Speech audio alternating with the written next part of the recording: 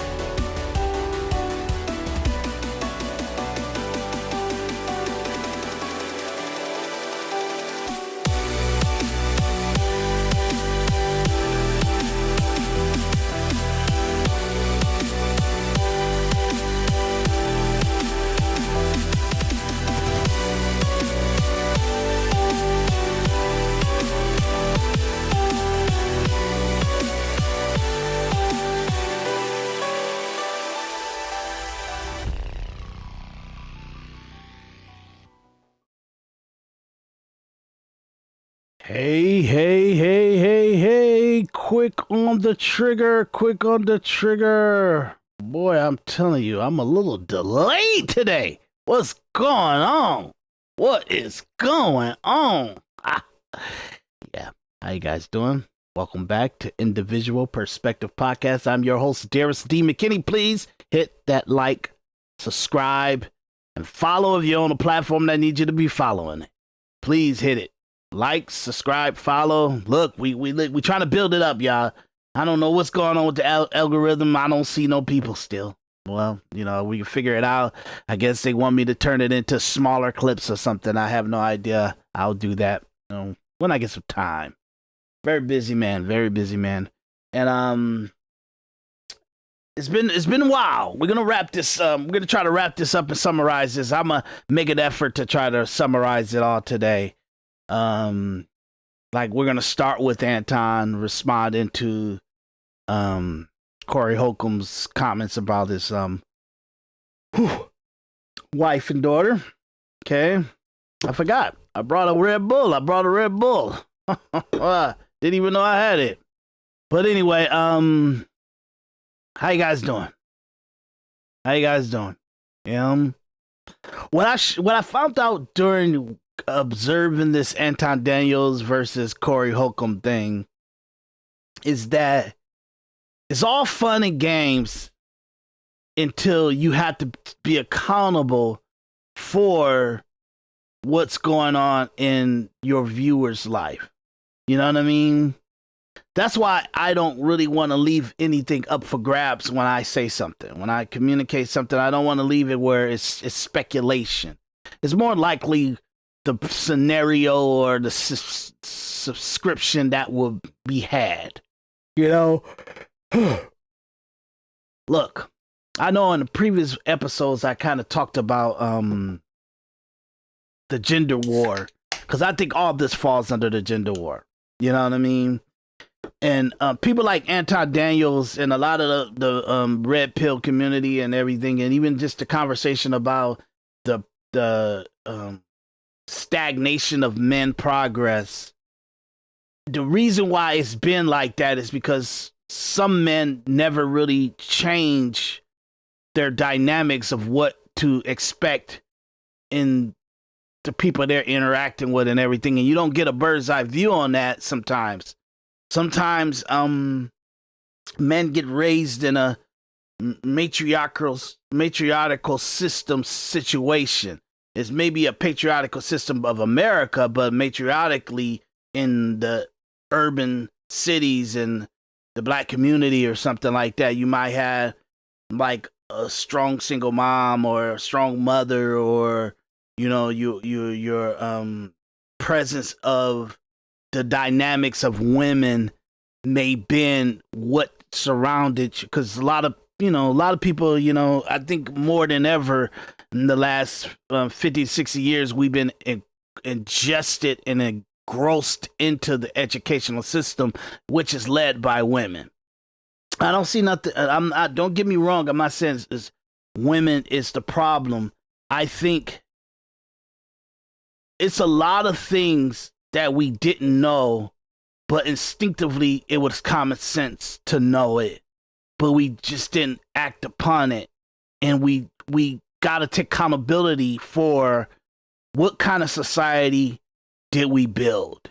What is the society we're living in? And the society we living in is that there's a passive aggressive hatred towards the opposite gender. So it's a passive aggressiveness of women to men, and it's a passive aggressiveness from men to women. But in the choice of evolution, the internet, social media, and the platforms and stuff, you technically don't have to interact with the opposite sex that much. You can almost cancel it out for longer than it probably should be. You know what I mean? And you have the social foundation of Homo sapiens, humans, for 2,000 to 3,000 years have managed to build relationships between literally like late teenage years up to the early 20s.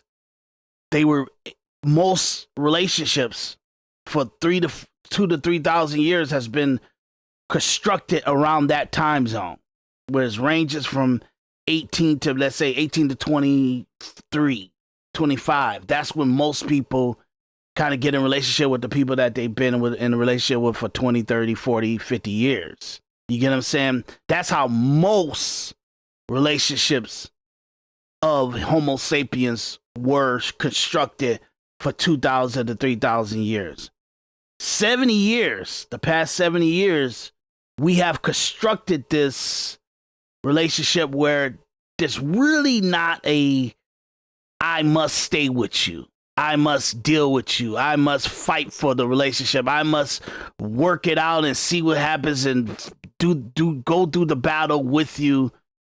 It's a very rare thing. It's very rare. You know what I mean? And if you are in a situation like that, you're very, very minute, and you're an extreme, not an anomaly. You're an extreme anomaly, because the last 70 years has been constructed where there's no loyalty.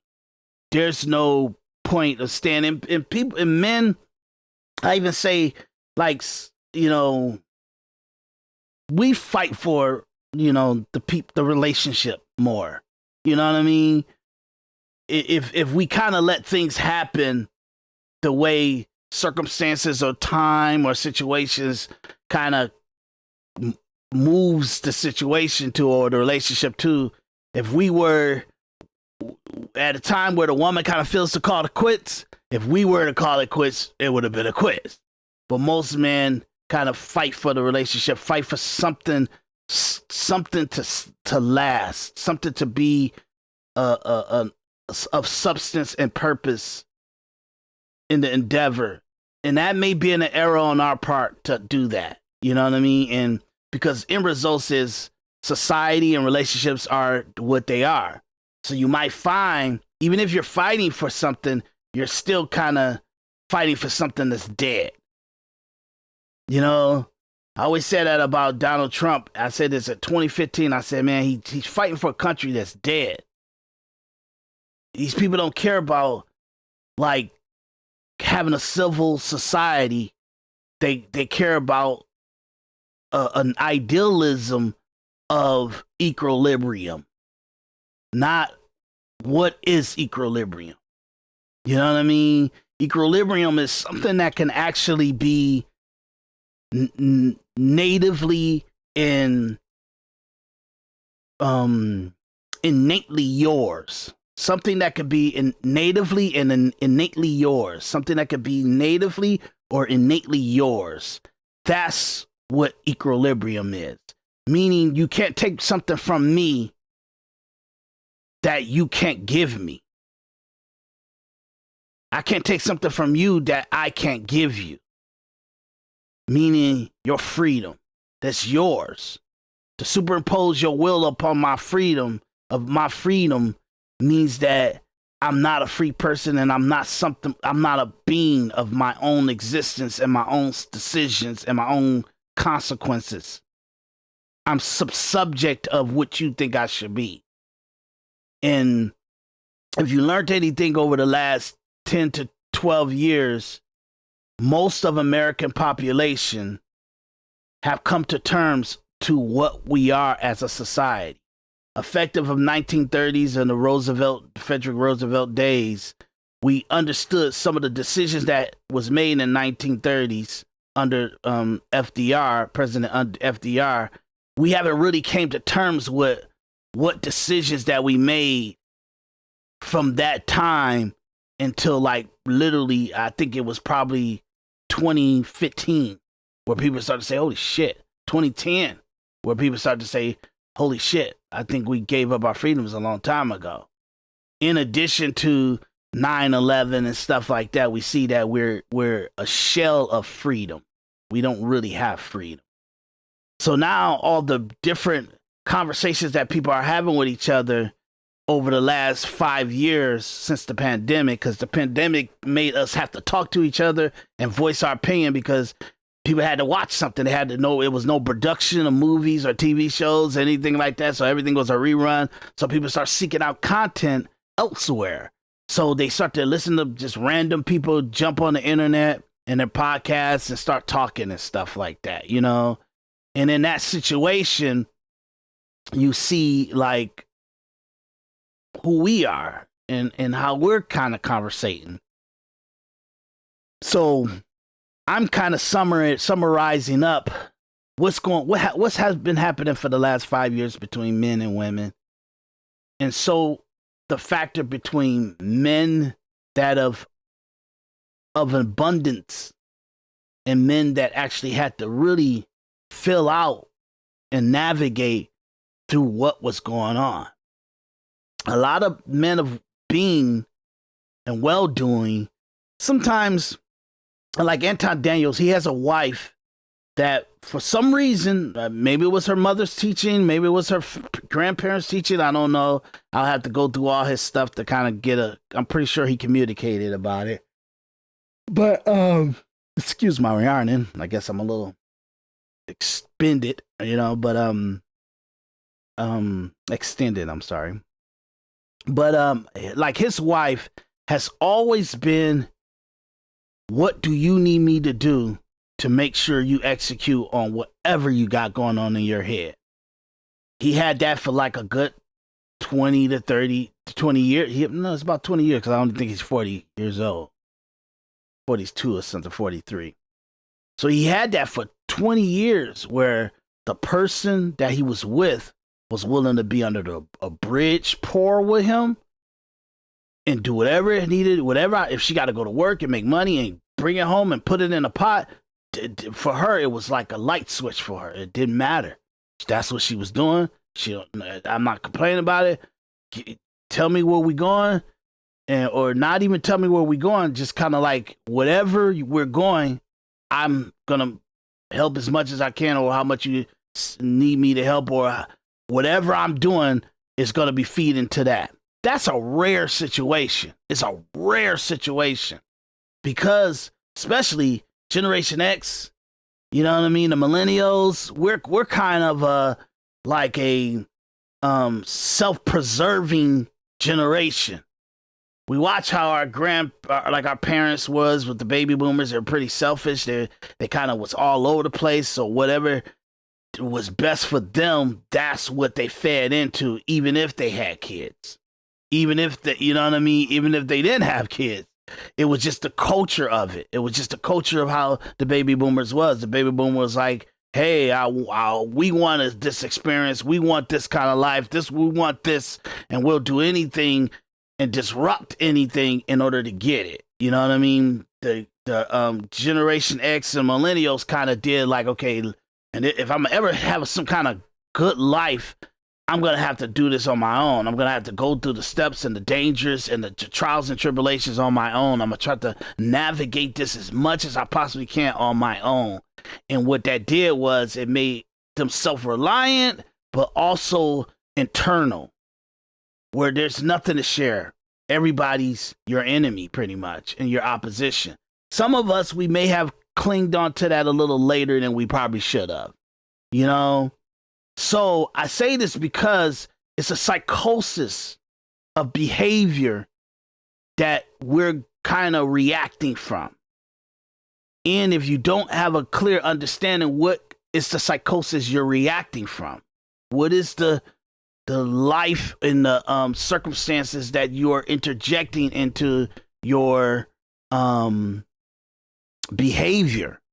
If you don't know what that is, then you're not really solving it. You're not really solving it. So most of us, we don't solve any of our relationship issues, our economic issues, or our understanding of self-improved or self-analyzed or individuality. So when I'm talking about Anton Daniels and Corey Holcomb, you got to understand the dynamics there. The dynamics is that Anton he's kind of responding to life in his opinions and his point of view and his teachings and all that stuff, and the way that he looks at life is after being realized, after his achievement, after his economic stability, and he's pretty much safe. Okay? Maybe, I don't know what Corey Holcomb's situation is, but he fights like a person that's out in the world fighting still. He hasn't made a name for himself. He fights like he hasn't made a name for himself. He fights like he doesn't have the luxury of life that only maybe 15% of the population of America has. Corey Holcomb is not like a person that's making a couple $100,000 and lower, $100,000 and lower, $70,000 and lower. He don't have that life. He has the life of a person that made about $1 million a year or more. Okay? Even if he's making $500,000, even if he's barely touching $1 million a year, he's more steadily, consistently in the millionaire, $1 million a year and up. He's in that world. He doesn't really deal with life like majority of American society. So him and Anton have that in common, no matter if Anton feels like, oh, I'm making more money than you. I'm making $6 million a year. You're making $1 million a year. However they see it, or however Anton sees it, it's still extremely different than the person that's making $32,000 a year, $56,000 a year, $70,000 a year, $100,000 a year. It's totally different. You get what I'm saying? So if the range of the average person that's in America ranges from 25,000, this is what I know. This is what the data I've seen. And I know for sure that I vetted and I made sure that it's the most consistent data. If the data is 25,000 to about 70,000, if that's the range of 70 to 85% of American population, if that's the range, 25,000 to about 75,000 or 70,000, that's what I'm looking at. That's what I'm seeing. That's the conversation you got to have. You get what I'm saying? Why is it like that? Most people are fractured. People that are in relationships, they're fractured. You know what I mean? And by being fractured, it means that you're not steadfast focused on an agenda that you both want to win at. I always tell couples, if there's anything I can say to couples and people that are dealing with the normal fight of a day-to-day life in the economic system of judges and corrupt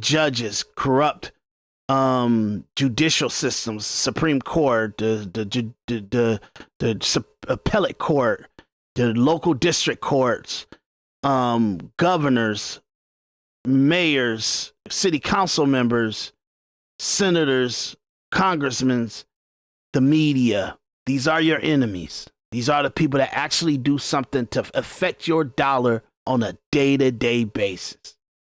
Okay? Interjected into that is new money. People from the podcast years, from the last 5 years for the pandemic, that have turned making $100,000 to $200,000. They're making hundreds of thousands of dollars to multi-millions of dollars a year in podcasting and social influencing and all that. These are your enemies. Why? Because their formula is not something that you could take today and you go with it. They tell you these philosophical, these idealistic and idealism or ideological point of views that they want you to adopt. And if you don't adopt it on a day-to-day basis, you fail. But the reason why people don't adopt things, or when they do adopt it, they fail at it, is because it's not relative. Some of the things that they have to do, some of the things that they have to do and was prescribed to them from social influencers, podcasters, the celebrities and on the higher society, or what's the expectations of Republicans, conservatives, and liberal people saying, hey, just go let your hair down and just do it.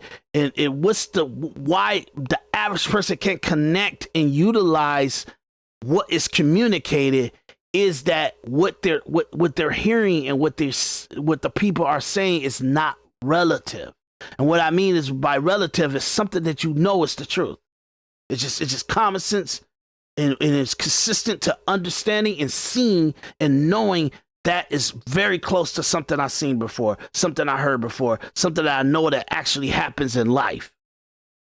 So to make something relative, my relative formula is to say, hey, y'all, most systems, most people that are out of your scenario may not be in favor of getting you or helping you, or not really want to be part of the problem of putting you in a bad environment, in a bad place. For me, I'm lucky. I'm blessed. I can say that. Jesus, God, spiritually blessed that I have really good people. That I'm talking about the ones I know. You get what I'm saying? The ones I know that are close to me, that are family, that are just close to me.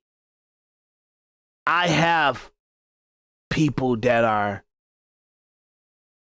they're not trying, if they are not trying to be an innocent bystander to my destruction. They're not there to just idly stand by and watch me collapse. And it's like, holy shit, I can't help you because that'll put me in a bad place. They're so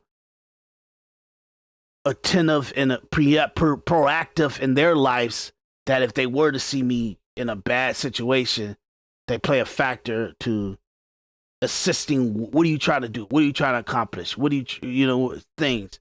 Most of the stuff in my life, I don't really communicate it. I keep it to myself and I try to solve it myself. I'm just saying, I know these people for some of the things that they have done, or some of the times I had to lean on them, or I see that they contributed to something that I didn't really need them to do something for me. I just needed them to, like, probably stop the bleeding. You get what I'm saying? Just contribute enough. Just give me some gauze. I'll patch my wound up myself. I'll patch it up myself. Just give me some gauze. At least you got some gauze, you know? And that's the kind of environment I have. They will probably want to patch it up and sew it up and do whatever they got to do in order for it to be like effortless success for me. But for my stubbornness or for maybe lack of wanting to be a burden, maybe I haven't communicated a lot of things I went through. You know what I mean? Or some things I went through that I probably should have communicated, because I probably could have resolved it and moved forward a whole lot faster if I utilized the community and the connections and the actual resources that was around me. But I decided I'm going to fight through it. You know what I mean? And if I'm going to ask for something, it's gauze. Just give me some gauze. Let me patch up the wound. Let me sew. You got a sewing kit, you know what I mean? You got a lighter, you know, you got some kind of cognac, some gins I can put on the wound.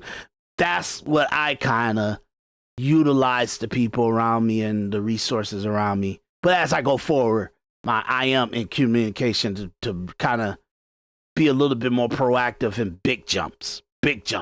You know what I mean?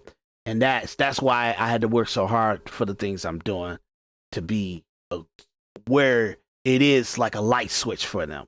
They don't have to look at it like, we're helping out, we're expanding, or we're collaborating, or we're partnering, and we don't know what we're going to see out of it. We don't know the end results. I make sure that I done things where I can present the end results, and it's like an easy communication, or let's say easy decision for them to make. I didn't mean to go so much into me, but I want you guys to understand, when you look at an Anton Daniels, his circle, his immediate structure circle is self-subverting for what he's doing. What can we do? What should we do in order for you to execute on what you are doing and who you are? That is a rare thing. Most people are fractured.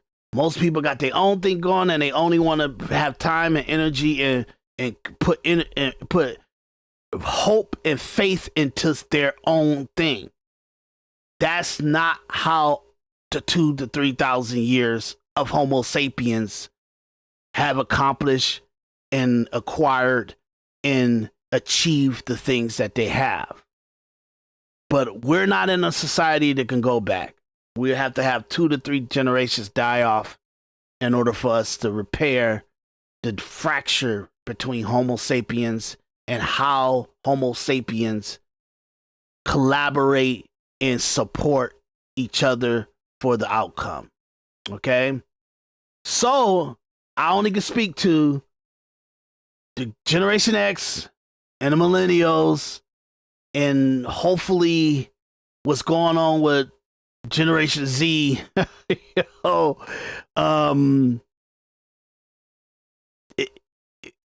They're going towards this direction, or they'll see the cause and effect of what's going on with us to get them to a better place. But for Generation X and the millennials, the sad part about it is I don't think husbands and wives in Generation X and the millennials, couples, will know you gotta put your heat and aggressiveness behind the person that's fighting for independence in the economic situation, meaning that a person that's fighting for self-reliancy, one of the people in the relationship is fighting for, how do we turn money where we're turning money and we're not punching the clock, or we're not like every day putting our energy into someone else's grandeur, the company that we work for. I think in today's society, most likely both people have to kind of fight and make money out of the system and stuff like that. But one of those people have to be taking the money and putting it towards self-reliancy and passive income. That's a hard thing to do. That's a hard thing to do. I know. I'm playing the game myself. Okay? So the best thing I could say is, from everybody's jobs, the work that they do, the employment that they have, try your best to utilize in a 24-hour period a way to make $37 to $75 an hour for 8 hours a day. If you got to work 16 hours to get the equivalent of that in 8 hours, then you got to do that. Okay? But the goal is to have $300 to $600 a day. $300 to $600 a day. If you're able to make about $37 to $75 an hour, you can achieve that. Trust me, when you go do the numbers, when you go do the situation, when you go look at the jobs you have, when you go look at the possibility of working another job, having two McDonald's jobs, having two Popeyes Chickens jobs, working at Myers and working at Walmart, whatever the scenario or the situation, working at the factory and doing DoorDash, you know what I mean? Whatever the scenario may be, your goal has to be $37 to $75 an hour to make $300 to $600 a day per household. Okay? Each person to do this is crazy. That's even more success. But if you could do per household $300 to $600 a day, you're gonna beat the era and the corruption and the self-destruction of Congress, senators, mayors, governors, presidents, city council members, the judges, the prosecutors, whatever the system, even the companies fluctuating their price because they're taking advantage of the fraction of political parties. $300 to $600 a day, $37 to $75 an hour will get you most likely through anything that could come at you. Most likely get you through anything that could come at you. That's a prescription that has relativeness to you. One job paying you $37 an hour to $75 a day. I'm sorry.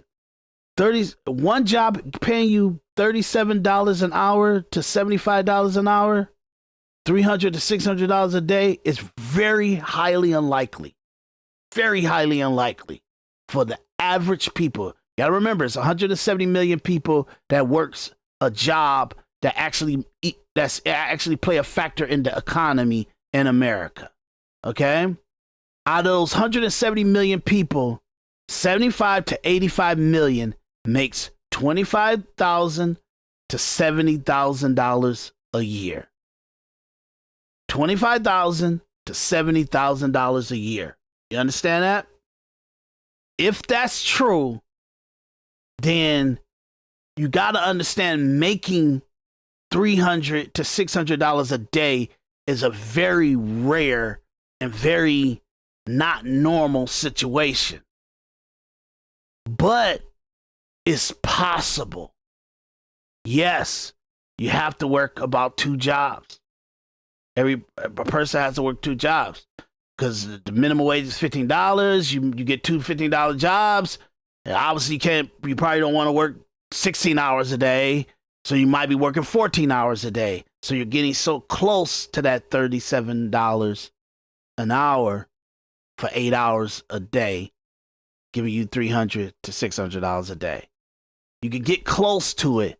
And the fight is to push harder, to do more, to kind of expand outside of what's normal and stuff, to try to get the $37 an hour to $75 an hour $300 to $600 a day. You do that, you're gonna kind of be able to make whatever most moves that you want to make in your life. You're gonna be able to do it. But you're gonna have to probably partner with somebody. You're gonna have to use the relationship you're in to fight together the system that has got billions of dollars to keep you where you can't capitalize. The way that they do commercials, the way that they sell stuff to you, the way that they prescribe to you, the advice that they give you is to make you spin and chasing your tail, and you cannot get over. You're trying to fight all the time to take on a prescription that you wish you took on or you wish you could have, because the people that give you advice, they came from $100,000, $200,000 jobs that they had, and then they threw $250,000 into their podcasts, into their social influencing, or into them making their independent films or whatever the hell they're doing. They took a ton of money that they made from an economic situation that was pretty damn good, and then that helped them kind of spider web or spin off into whatever they're doing now. The regular person, the average person, they're not going to get $100,000 investment, $250,000 investment into an idea, into a prescription that they may have to put themselves in self-reliancy or passive income. So what you're going to have to do is you're going to have to beat the shit out of your job in order to at least have the fight money to maybe in 5 years, 20 years, 10 years, 20 years, to be able to write your own ship. I know that's crazy, but that's the best we're going to get out of this corrupt life and society that we're in. Okay? The bad part about it is that people are so self-indulgent that we all will self-sabotage our own growth and prosperity and ability to fight the system, because to each other, say to each other, but to each other, we prescribe things that are self-defeating. We have behaviors that are self-defeating. Our mindset, our emotions, our trauma, our belief. I hate saying trauma because it's such a feminist and like crazy woman way to speak, but it's the only way that I can communicate to you guys what this all means in the mindset of how people should interact with each other, how genders should interact with each other, how couples should interact with each other. The solution is don't fight your house, fight outside your house. That's the solution. But obviously, we're in a very fractured society. So you hear people like Anton Daniels and the things that he says and the stuff that he communicates, and he just a poster child for the Gary Godones and the Patrick Bet David and the Fresh and Fit and Kevin Samuels and even like Jada Pinkett and with the Red Table and Michelle Obama and a lot of the level up culture and the prescription of self-improvement and stuff like that. Anton is just a poster child for those people. And I always say, fuck them. Don't respect these people. Use them as like their broom, like their mop, like their Swiffer. They have a purpose for you. You eat the meat and you spit out the bone. What is the bones? Bones is highfalutin bullshit that has no relative to logic, actual everyday function. You gotta know what the spit out the meat and what's the meat and what's the bones when you spitting out the meat. I mean, when you eating the meat and spitting out the bones. You gotta know what the bones is. Okay? Realistically, it's a bone. You don't need to consume that. You don't need to digest that. So I think one of the major issues with a lot of people is that we're consuming information. We're analyzing what's on Instagram, what's on social media, what's in each other's life, what's in our friends' life, what's in our lives, what's going on. We're kind of consuming so much of it that we're digesting the bones in the meat. And it's making our shit harder and terrible and terrible digestive system, and it's disrupting our whole organ system. Is really doing things to us that's just not part of the natural process of an anatomy. And the only way you're going to be able to understand this is you have to disrespect motherfuckers that are a Swiffer. You cannot allow yourself to make other people more valuable. That's in podcasting, the influencer world, the media world. You can't have them more valuable than yourself. You can't. It's like you. It's just no. There is no collaborating with that. It is no respecting that. It is no coming to terms with someone being more valuable than yourself. You get what I'm saying? Why? Because when you elevate yourself, you elevate everybody that's around you. Your close proximity, your household. Why? Because they benefit off of everything you do. You get what I'm saying? You don't buy a TV for yourself. You buy a TV for whoever's in the house too. That's how that works. And everything. I'm using TV for example, but everything works that way. And that's how you got to fight. Now, I may be lucky to see that that's actually something that you can actually have in a situation around you, partnerships around you, and things like that, where relationships in business. For me, I had to learn the hard way that certain things, it sounds good in the easy process, but when the hard stuff comes, everybody fractures. Everybody start to take their own side. Everybody start to do self-preservation. I'm telling you guys, I know it sounds like I'm just saying stuff that I want to happen in my life. Look, don't worry about me. I'm doing what I gotta do, and I got what's going on in my life happening the way I need it to happen for me to move forward in any means necessary. No matter what pops up, I can kind of progress towards my end goal. But most people are extremely self-preservation.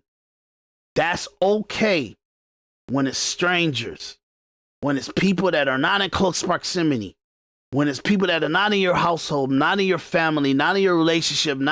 It's okay to be self-preservative. If you're self-preservative inside your home, inside your relationships, inside your marriage, inside your family, that can hurt the end result. I'm just telling you, the end goal. Most people end goals is pretty fucking good. They kind of getting the results that they want and the stuff that they want, but you see the stagnation of it too. You see the limitations of it too. Why? Because every great, big growth, big momentous outcome, you see it from a hell of an army, a hell of a community backing people up. I'm going to get controversial for just a second, and then we're going to move back into the Anton Daniels situation. The Somalis in Minnesota, boy, yeah, they may have about 20 people going to jail for about 5, 10, 17 years. But hundreds, thousands of those Somalians are set for life because they weaken the community, the white liberals inside of Minnesota so much that they were able to take $18 to $20 billion, send it to Swiss banks, purchase equipment, give people exterior third-party licenses. So it's not the fault of the company that you pay licensing to, or you gave money to do certain things, that they did it. And when they gave the end results, you just didn't take care of it right. You get what I'm saying? So, hey, to administrate this money, we'll pay you $4 or $5 billion to do that. Okay? But when they administrated the money and the money went to all kind of different companies and everything and stuff, if those companies didn't do what they were supposed to do with the money, that doesn't stop the company that administrated the money to make a major profit. So you have thousands and hundreds, tens and thousands of Somalians in Minnesota that they get to eat off that $4 to $5 billion forever, that they administrated the money going out to the food companies, to the different daycares and the schools and all that stuff. Whatever this daycare did, they ain't got no problem with us. That ain't our job. Our job is to administrate, get their documents. They said that they did good. We turned it over to you. You guys approved it. We administrated the funds. We're done. So that you got a corrupt system and you have passive liberal white people in Minnesota starving, ain't paying their rent on time, they getting their cars repossessed, they live in a mediocre life, but they just made Somalians inside the state, new foreign Somalians, new migrated Somalians, millionaires inside of Minnesota with money that they should have did more improvement to the overall economy and the overall citizenry of Minnesota. Why do I bring this up? I bring this up because they work together. And I'm not saying we should work together like criminally like the Minnesotans. I'm just saying that is not something that they did because they had the possibility to eat off 18 to 20 billion dollars. That was how they are. These people don't know each other. They come into this country sporadically from Somalia to the one area, and instinctively, innately, they have a psychosis to not sabotage each other. No matter what pops up, no matter what scenarios, that we must stick together and we must fight for each other, and we must somehow formulate a way economically, civilly in this city, in this state, that benefits us, and we are not going to sabotage each other. You get what I'm saying? We won't be so highfalutin and high ideological to say, I'm an American citizen, I'm going to vote for the person that's got the best ideas. No, they like, no, I'm voting for Somalia. You know? I say that because you do yourself a disservice. Blacks, whites, Asians, Hispanics, Middle Easterns, whatever you are, when you're so caught up in the secular, destructive, self-sabotaging, idealistic point of view of our society, where you forget unification gets the best results. I won't say, I'm going to say, it's a highly unlikely situation you're going to get this from any source of people outside your household. It's very highly unlikely. I'm talking to the average people. We're talking about 70 to 85% of the population. Okay? It's highly population in America. It's highly unlikely that you're going to get unity, community, unification outside your household. It's highly unlikely. I'm talking about 90% you're not going to get it. Something going to sabotage, somebody going to throw a monkey wrench, somebody going to do something that's just not calculating the big picture. And it's going to be self-defeating to what's the end goal or end results or the actual outcome that you all agreed that you wanted. The best you're going to be able to do is get into the same mind frame, same focus, same mission and goal and path of the person with the best idea inside your house. You got to talk to each other in order to know that. That's the best formula you're going to have for the next 20 to 30 years. So if you're in your 30s, if you're in your 40s, and you're in your 50s, don't fight against the close proximity. Don't fight against the most productive, craziest motherfucking risky person that's in your close proximity. You get what I'm saying? Some of us, we may have a lot of people that are aggressive and advancing and very productive around us. That's a rare. I'm not talking about the anomalies. We don't care. This conversation is not for you. It's not about you. It's about the average person that it don't look like the people around them have a great idea. Or at the least, there's something special about this person. There's something valuable about this person, but I don't know what the fuck they doing. I don't know what they thinking of. I don't know what's on their mind. You got to stop. You got to get it. And then you got to make a decision. Are we going in this path relentless? Or we jumping ship and we need to do this instead of that? That's the conversation. And there's more households and average scenarios that people don't get into that conversation. It's not going to look good. You're not going to get the better society.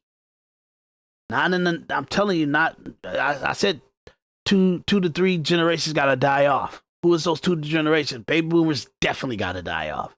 Millennials, Generation X, Generation X, I'm sorry. Baby boomers, Generation X, and millennials. What we know for sure, how society is those generations' problem. I mean, they're the cause and effect of it. The decisions, the everyday function, how their ideologicalness is, they're the problem. They're the destruction. They're the bad direction. They're the bad decision making. It doesn't matter if 1 to 10% of you got good ideas and you got great pathways. It's irrelevant because the majority is not being followed. They don't see it as a relative. They don't see it as something that they can connect with, and they see that it's the way that they need to ingest and say, you know what? That's how you move. That's for me. That's for me. That's how I should be. That's how I should move. Why? Not because of them, because I see that's my life. That's my life. That's my path. That's the best outcome for what I need to be doing. They don't look at it like that. They have no connection. They're buying 100 albums. They're buying millions of albums. They're watching millions of hours of movies and going to concerts and watching politicians talk shit and do shit, and they can't put it into action in their own life. Why? Because they don't have a relativeness to it. They don't have a relation to it. They don't feel it. The best way they're going to be able to feel it is they got to understand you're listening, you're talking, you're observing, you're debating, you're processing the idealism, the illogical point of view, the relationship point of view, the mindset point of view from 3 generations that are failing on a day-to-day basis of pure humanity, pure Homo sapien. I'm going to say Homo sapien. Humanity is some soft way of saying be gentle. Don't be gentle. That ain't going to work. Okay? We done pampered and smothered and pussy whipped ourselves into ineffectiveness. We're terrible on ineffectiveness. We're terrible on executing on the outcome. Why? Because what we're actually feeling What we're actually doing is some weak shit. It ain't good. I'm a person just like you. I listen to the we must understand each other. We must ingest what's the best for each other and everything like that. I ingested that. I moved in and it played a factor to maybe something I should have said and I didn't say it. Something I should have did and I didn't do it. Why? Because I'm like, man, that's dogmatic. You can't be like that. But because I wasn't like that, I wasn't getting outcome that I could have got a long time ago. So it prolonged the outcome because I was passive to be in society the way I am. And that was not what needed to get done. How you need it to be, how we need it to function. So now we got the society where women hate men for giving them autonomy and giving them self-reliancy and letting them allow them to take over 60% of the workforce. Women hate men, calling them weak, saying that, oh, you're not a provider, you're not this and like that, you weak, and I don't know, why should I submit to you and all. Yeah, I get it. We did a major error of not saying, hey, that sounds stupid. Go make a sandwich. Okay? No, I don't need your ideas on that. Go make a sandwich. I know that sounds raw, but I'm telling you, women, if you look in totality, what's the data saying from the women and how they're communicating with the divorce rates and what the women are saying, why they're breaking up with men and all that stuff. If you look at it in a totality and summarize it into a actual logical, individual perspective, truthful conclusion, they don't like men have subverted themselves to women and feminism, pretty much. Feminism or women deciding to have equity or equality or whatever. Women hate. In the bigger picture, if you psychoanalyze them, you were sit every woman in a chair, even the wild, rough, housing women and stuff. If you were to sit them down, they don't like that. They don't like jumping up, going to work 5 days a week, 8 hours a day, 10 hours a day, 12 hours a day, because they doing some power. I know. I have women all around me that are strong and they doing leadership and aggressive working. They don't like it. And they don't know why, but they kind of starting to come into conclusion in the last 5 to 10 years that, oh my God, me working like this, me having a discipline to wake up at a certain time, jump in the shower, get myself ready, get in the car, go to work, administrate or do my job on a day-to-day basis from 5 to 52 years, 52 weeks out of a year. This has made me where I am not innately a woman anymore. I'm not innately feminist. Femininity. I don't have my femininity anymore. I'm not a feminine anymore.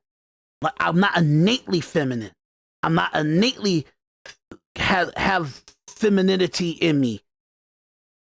By me working like this, by me putting myself on a structural situation so much, I have took myself out of how to be in relationships, how to correspond in my life, that I forgot to get pregnant. I forgot to have a family. I forgot to say, hey, what do you need me to do to make sure you take the load? You get what I'm saying? It's a lot. And I'm summarizing, and I could say so much more, but already I went about an hour, quarter to the mindset of humanity. I want you guys to understand this is a Homo sapien conversation I just had for about an hour. I apologize. But this is a Homo sapien conversation I'm having. It's the real world. So I'm frustrated because when I start walking you through Anton Daniels talking, he's in his head and he speaks majority in how he perceives the world and how you should adopt how he's perceived the world because he's a very economically successful person.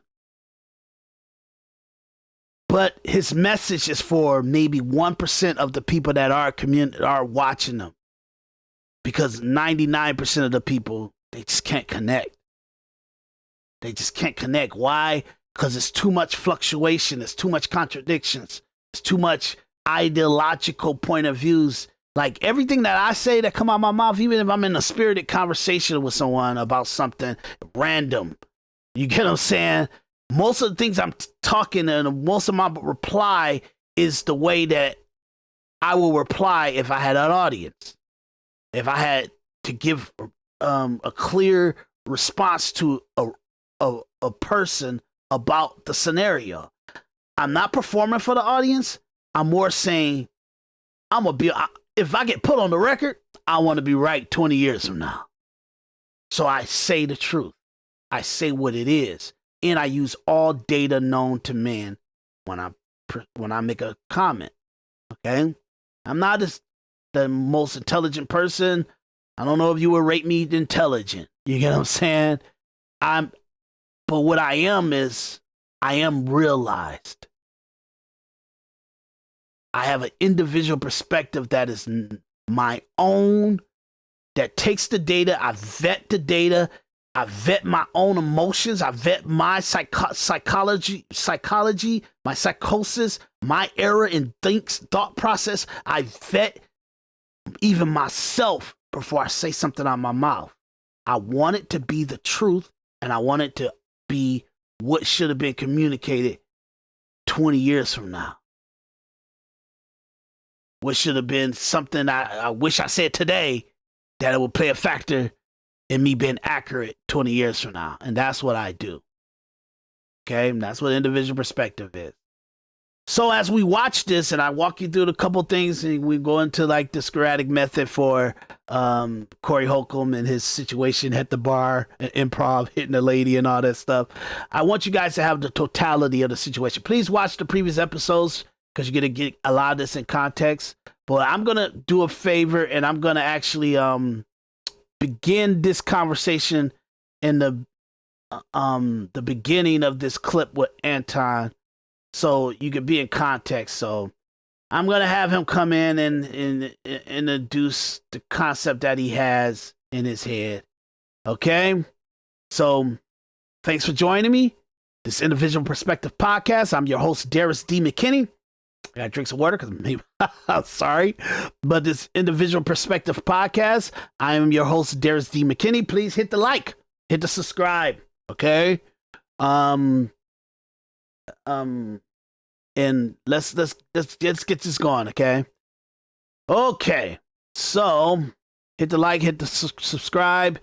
I'm building a panel, people. I am building a panel, so please hit the email individualperspectivepodcast at gmail.com, individualperspectivepodcast at gmail.com. I want to build a panel. I don't care if it's just me and you, me and another person. I just want to have topics that I come online and I kind of have a conversation with people and we watch it together and we talk about what we're watching and everything like that. That's what I'm kind of looking for. And I'm hoping that we get that panel. So use the link, Individual Perspective Podcast. And let's do this. Let's go into this conversation about Anton Daniels. I know. It's so my episodes about Anton Daniels got a lot of philosophical, a lot of psychosis, psychology, analyzation around what they're talking about. But that's an individual perspective. That's what the show does. It doesn't. We're not just playing the clip and just letting them banter and making the show about like just a reaction video. It's to say, what does this mean in the real world? Okay, so let's get started and let's just start knocking this stuff out. Family. Yeah, it is Wednesday, January 21st, 2026, year of our Lord. What's going on to the Chasers? What's happening? And this is the week after Corey Holcomb shared his comments about his wife and his daughter. This I'm not the week. This is the day after Corey Holcomb came back from a week off and letting Anton Daniels have the whole internet and social media world and all the podcasting going around and talking crazy about Corey and stuff. Corey came back to respond about his daughter and his wife, and this is him reacting it the following day after. Okay, watch the other episodes and you're gonna be able to get a pretty detailed presentation of what Corey said. I played it and everything. I just don't want to play it and have to blur out the daughter and all that stuff like that because Anton's acting like a pussy and stuff about his own rhetoric, his own craziness. He's a wild child. He's a extremely great oratorial person. He's got great verbose conversations and raunchy conversations and evaluations that he have. And he just didn't think that people had the right to communicate about imageries that he posted and he communicated on his platform or his social media and all that other stuff because he perceived no one would take low blow shots. But I'm pretty sure he had to ban people from his chat room and his true super chats and all that stuff because I'm pretty sure they said stuff about his wife and said stuff about his daughter before. So for him, he just, I guess he like been a prima donna about a person with a platform like Corey Holcomb had the nerve to say it and put it on his platform and stuff like that. But welcome to the real world. Welcome to the world that you built. Welcome to the world that you made money off of. And welcome to the world that you've been successful at.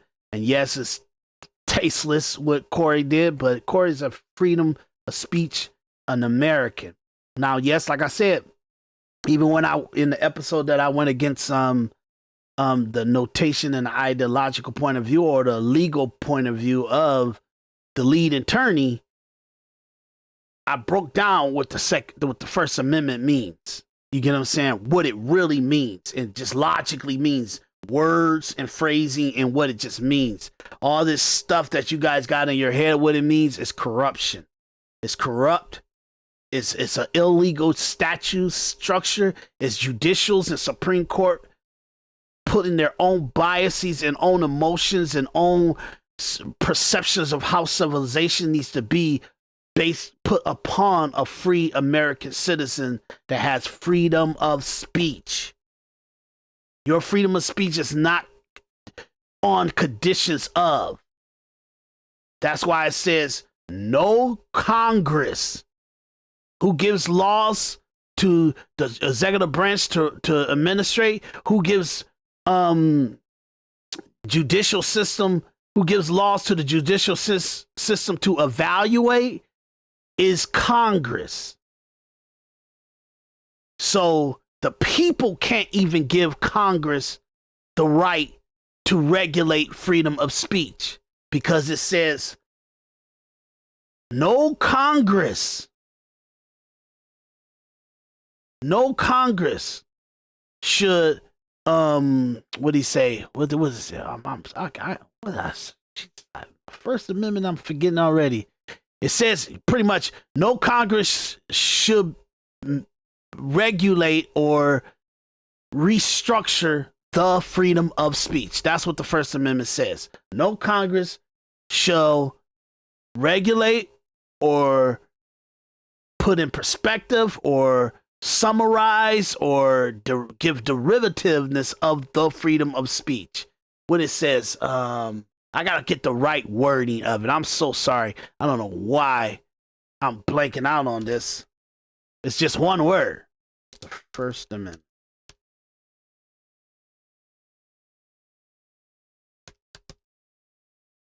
Okay, let me grab this real quick. I apologize, guys, for me doing this.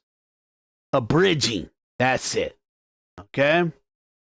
Abridging. Okay? It says, no Congress, and I'll go back to it. Let me go back to it. I just need to find where my clip was. No, it said, Congress shall make no laws. That means the people can't even give Congress, because how do Congress have the right to make laws?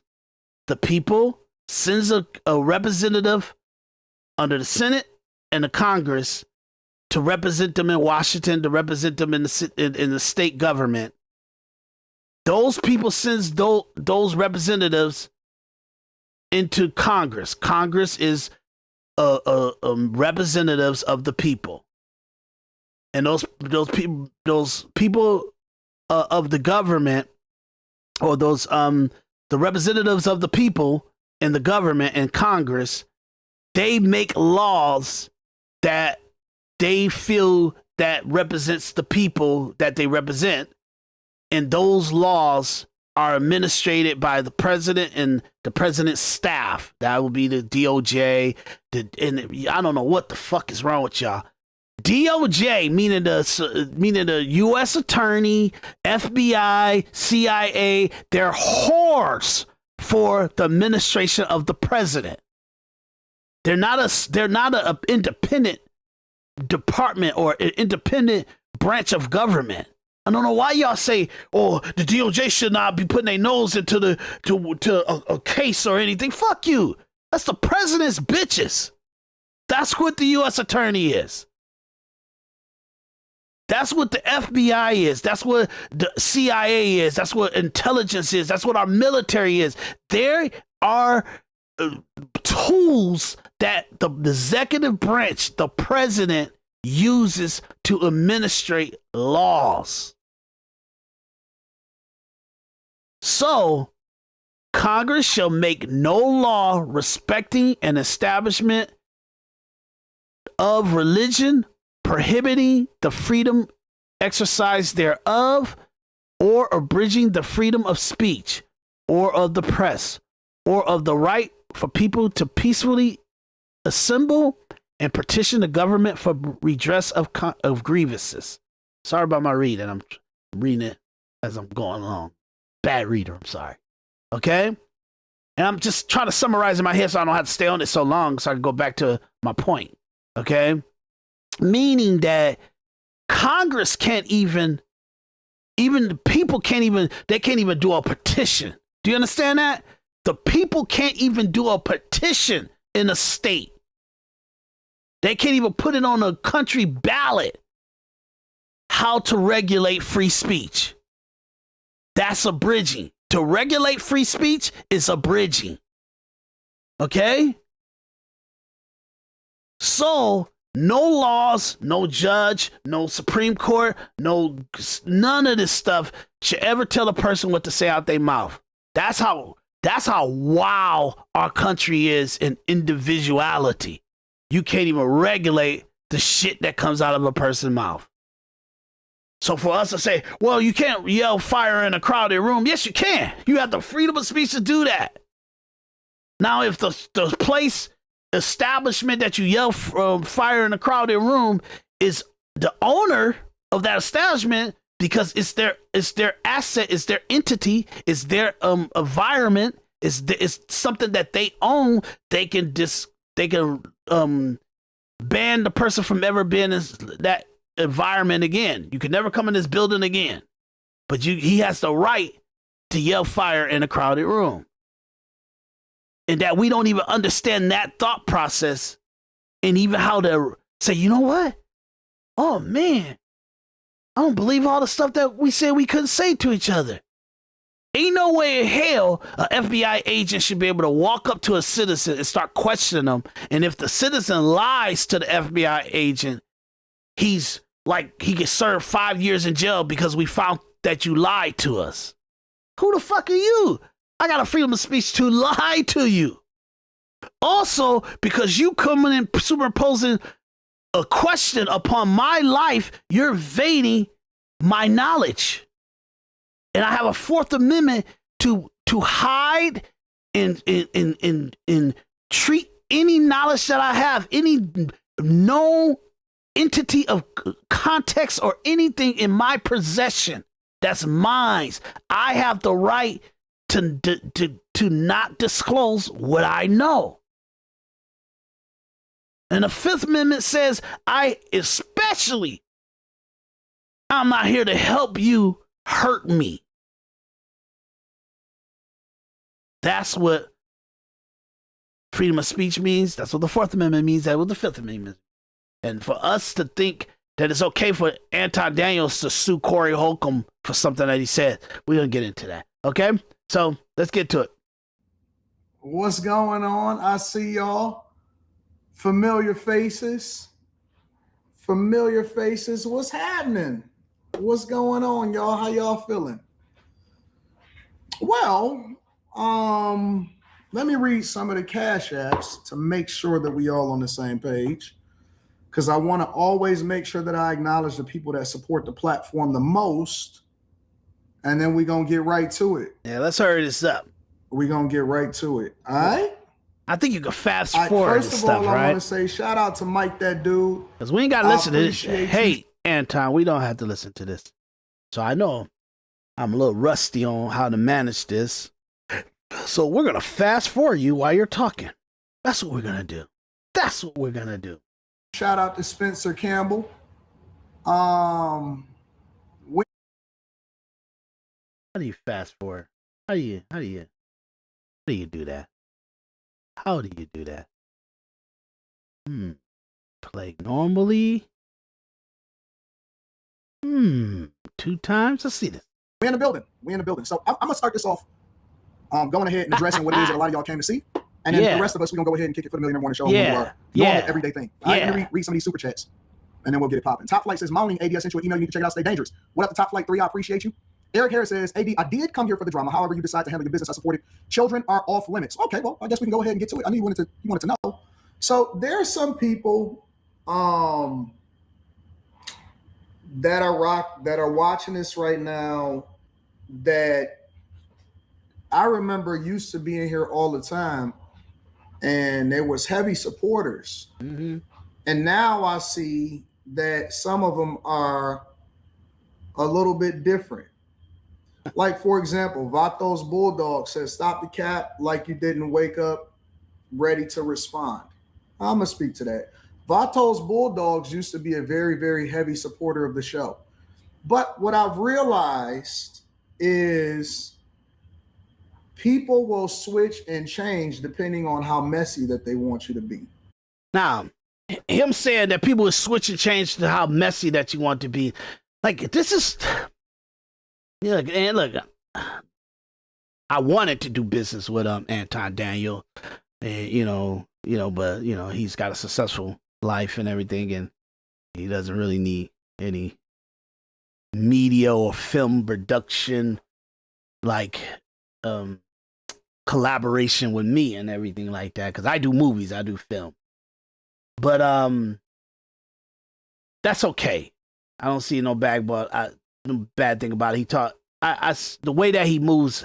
I learn a lot from just how he kind of moves, and I think he's doing the right thing and he's moving in his life the right way. But now he's criticizing his chat because the chat is saying, "Hey man, let's stop acting like you don't want to talk about what Corey Holcomb said about your daughter and your wife and everything."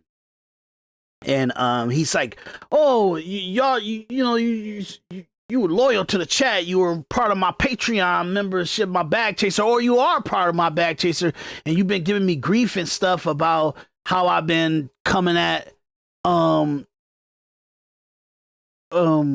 Holcomb online and stuff." Well, look, dude, you took a whole week. He was doing his little comedy shows and stuff, so he wasn't able. And plus, he probably just said he'll save it for when he comes back on to the show. He only does it once a week, Corey Holcomb. But he watched you go on every platform talking wild stuff. And you're criticizing because you say your chat wants you to, hey, what's your response on this? What's your response on what he said about your daughter and your wife? And you're like, hey, you guys just want me to be messy. I'm astute. I'm a clean person. I'm a person of grandeur and respectability. Come on. You say nigga like 100 times in every single fucking thing you do. look, I don't use that word. I'm saying it to make my point of view. I at least don't use it on platforms. That's pretty wild.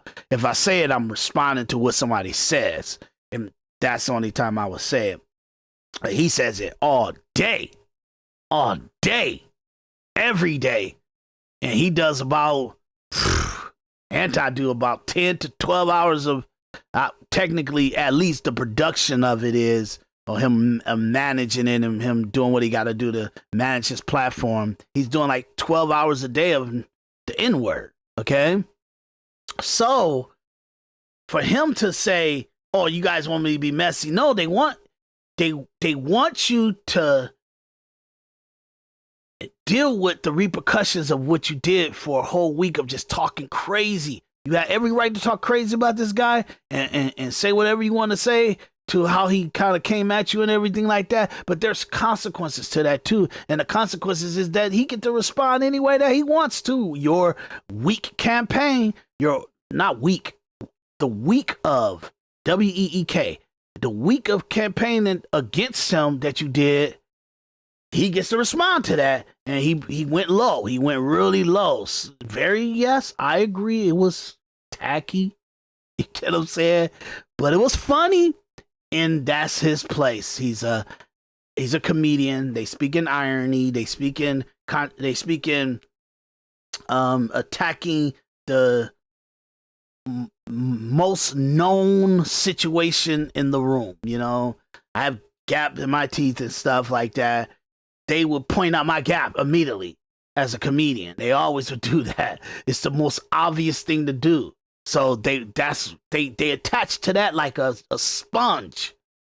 He sees that you're doing what you're doing. I'll get to the rest of this. Let's just let you go. But they don't get on the chat because they're kind of getting the obvious out, and then you see that some of your supporters, your longtime people, feel like you kind of stepped on the little man stuff a little bit here, you know, and you went real feminist on us.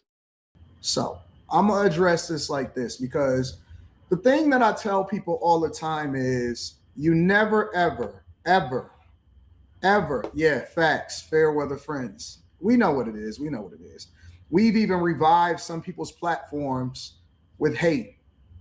But in a month, those same platforms are going to have to figure out what else to talk about once this whole thing dies down. All right, but let me get to exactly what it is that y'all want to talk about. So, of course, I'm familiar, and of course, people were sending it to me yesterday and all of that, right? They were sending me everything that was being said about my daughter and my wife and all of that stuff, right? And so the thing that I try to tell people on a regular basis is this: never, ever, under any circumstances, let your emotions make you make illogical decisions. We are a thinking people now. We are evolving. We are no longer subjecting ourselves to the same rules as the streets, as the culture, as the thing that we criticize the most. So I'm gonna just say this. I'm not gonna make it a long thing. I'm gonna be very, very clear.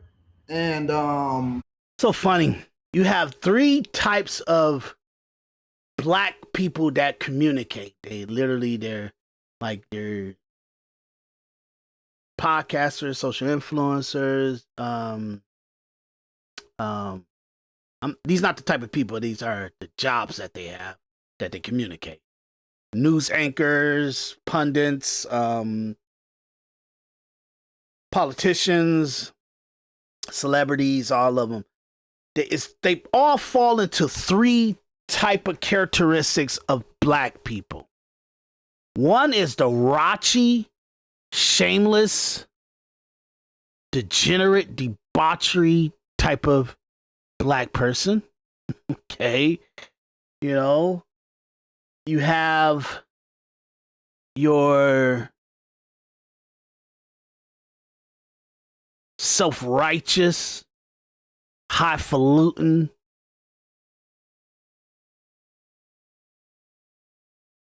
judgmental, academically or savant black people.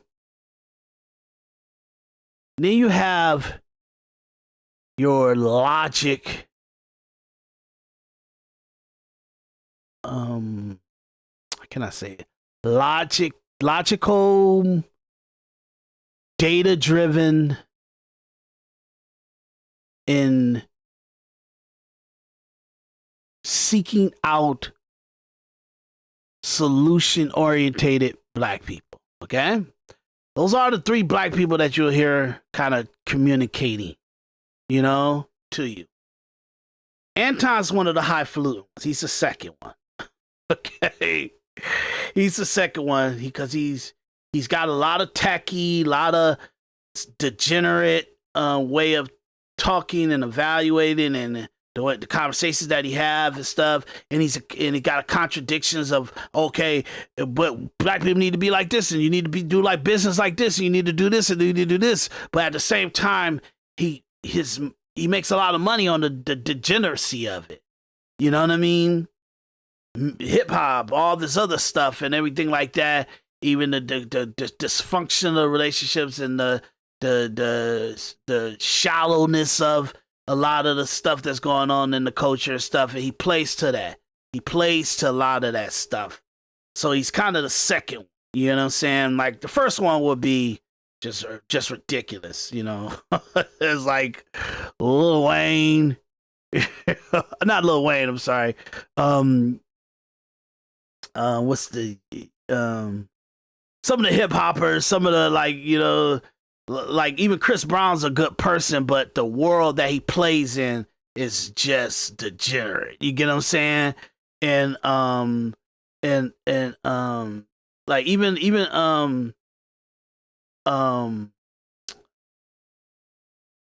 like just the Kiki Palmer, all this stuff, you know, they play in the real bad, degenerate stuff of us. You get what I'm saying? Of our people and stuff. And then you have the Anton Daniels, you have the Denzel Washingtons, you have the Obamas, you have the Oprah Winfields, you have the people that are astute and they highfalutin and all that stuff like that, but they play to some of the most destructive stuff that benefits them, and it's not, they don't want to be black and white to what can solve the destruction of black people, because they make a lot of money off of it. They have a lot of favorability off of it, so they got to somewhat live somewhere in the relative, like I can relate to you because I know about this, I talk like this, I do this, and it's just like, well, that stops solutions too. That gray area that you playing in is not black and white. It's not brutally earth shattering. You can't do this. We can't be like this. We can't move like this. We can't do this.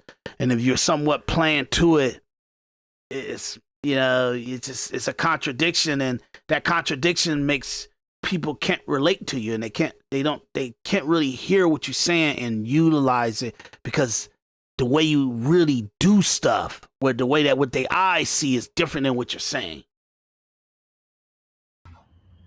We're gonna move on. I'm not gonna address it again. All right. So here's the thing. Since the beginning of time,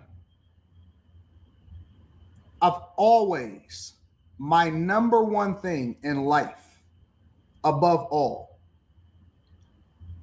when I made the decision that I wanted to have a kid, and I said that I was only going to have one kid because I wanted to make sure that I poured every single resource that I could into the kid, right? And that is the purest thing that we can do, is that we can take care of our children. Our children are the ones that are our future. Now, I'll give you a little bit of insight for those of you that may not be familiar with my daughter. USA team, at different points throughout the year, she's usually ranked about number 2 or number 3 in the country. Junior Olympian, probably has close to over 325 medals, of which 200 and maybe 80 of them are gold, has traveled across the world representing our country, and is probably the sweetest soul that I personally know. Now, of course, we can be a little bit biased because all of our kids are the sweetest things to us. Those of us, and she is accomplished and stuff. She doing some great stuff. My problem, we take out his daughter out the equation. Because we're not talking about her, we're talking about him and his need to even tell the people this makeup. I'm a fond believer that he should not say anything about his daughter. Okay? Should not be communicating anything about his daughter.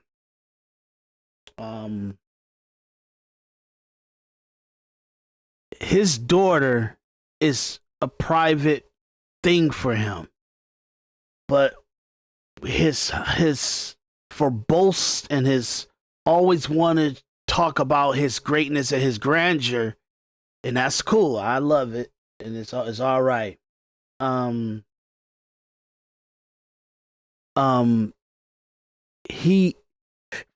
He is communicating stuff that puts her in the limelight, that puts her on the scope, puts her into the spotlight. Because you put your child into the spotlight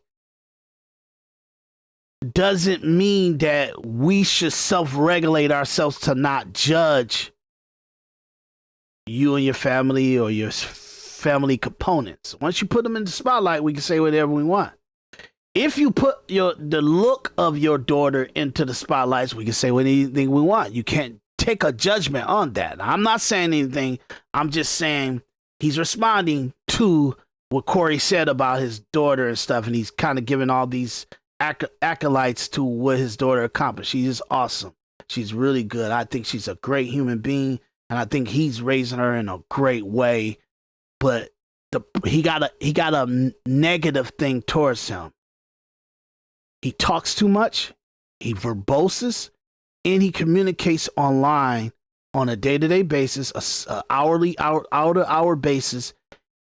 And by Anton, by you communicating, by you talking shit, by you always communicating your lavishness or whatever the hell you're communicating, now whatever you put into the conversation is to be evaluated any way it is. I'm telling you, you're gonna have haters. Confident people, people of can-do, great people got haters. Got people that are not achieving what you're achieving, that want to pick apart or judge what you're saying and be negative towards you, what you're communicating in self-respect. So by doing that, you put your family, you put your daughter, you put your wife, you put your life into evaluation, into criticism. She's hell of accomplished. She need to be doing that stuff. She need to be doing that, and that should be something that people should find out. Like if she gets too high and she's on the actual like Olympic team, and people are like, oh my God. People are like watching it and they say, such and such, daughter of Anton Daniels,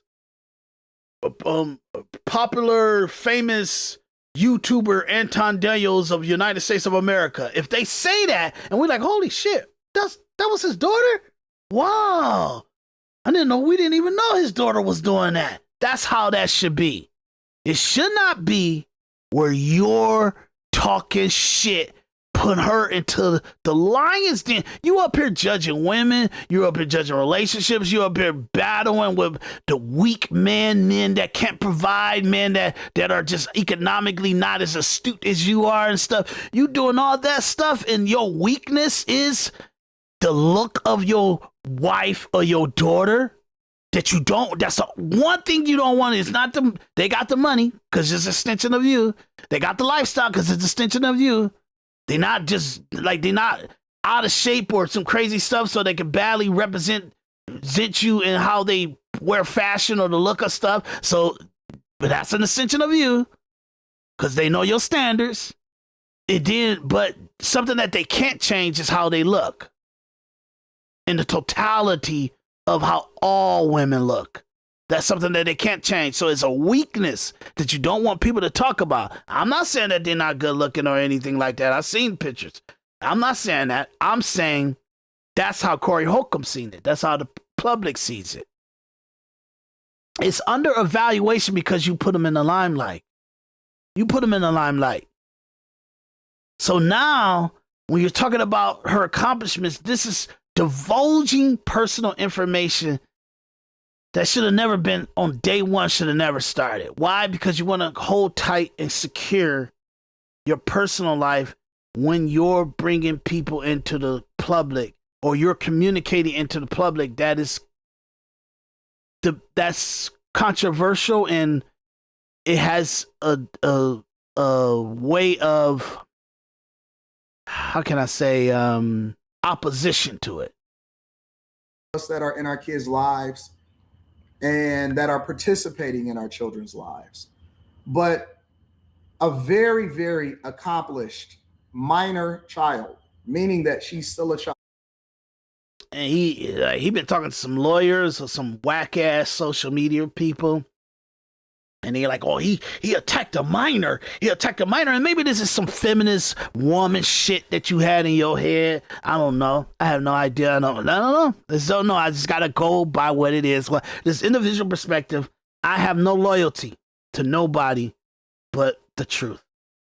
I have no loyalty to anybody but the truth. When you use trigger, emotional, what's the other stuff you've been using lately?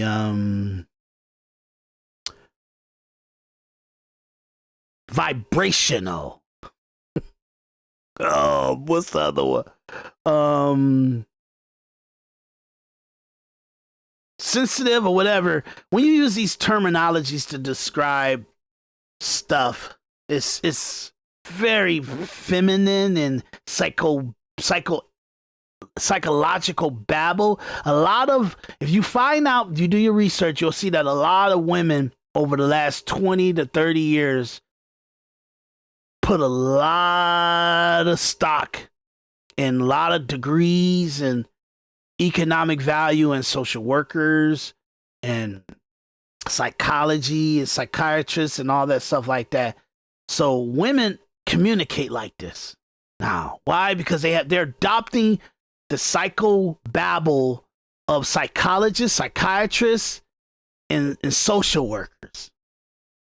But men, that you'll find that a lot of men that have overcome poverty, because that's greatness for a man. A man, his life will be at ease. He will start to take on the aura of culture and civilization once he's able to stop dodging bullets. So once he's out of the economic fight, he's kind of comfortably into some steady situation that's going on. You'll see that a lot of men start to take on a lot of the feminist communication and talking points and using the verbiage and stuff like that. You'll see that. Do your work. You know this. Now, Anton, he may have talked like this a lot, but boy, he's flaming out with this situation. So calling her a minor, of course, she's a minor. If I'm not mistaken, you said 2 more months, she's 18 years old. So I'll let you use the minor situation. But minor, you're making it seem like he sexually assaulted her or something. You know what I'm saying? So, and they say, they want us to say, I guess they want to say that's the real word on Tubi, because it's not a freedom of speech platform. This is just crazy. But essay, he didn't, like, you want to, the key, see, people got to understand when you talk about a man did something to a minor, and you start using minor or underage in the context of what a man did to say about a minor, everybody automatically starts to give relativeness. And I keep telling you guys, because this is the psychoanalyzation of corrupt and manipulating propaganda from our media.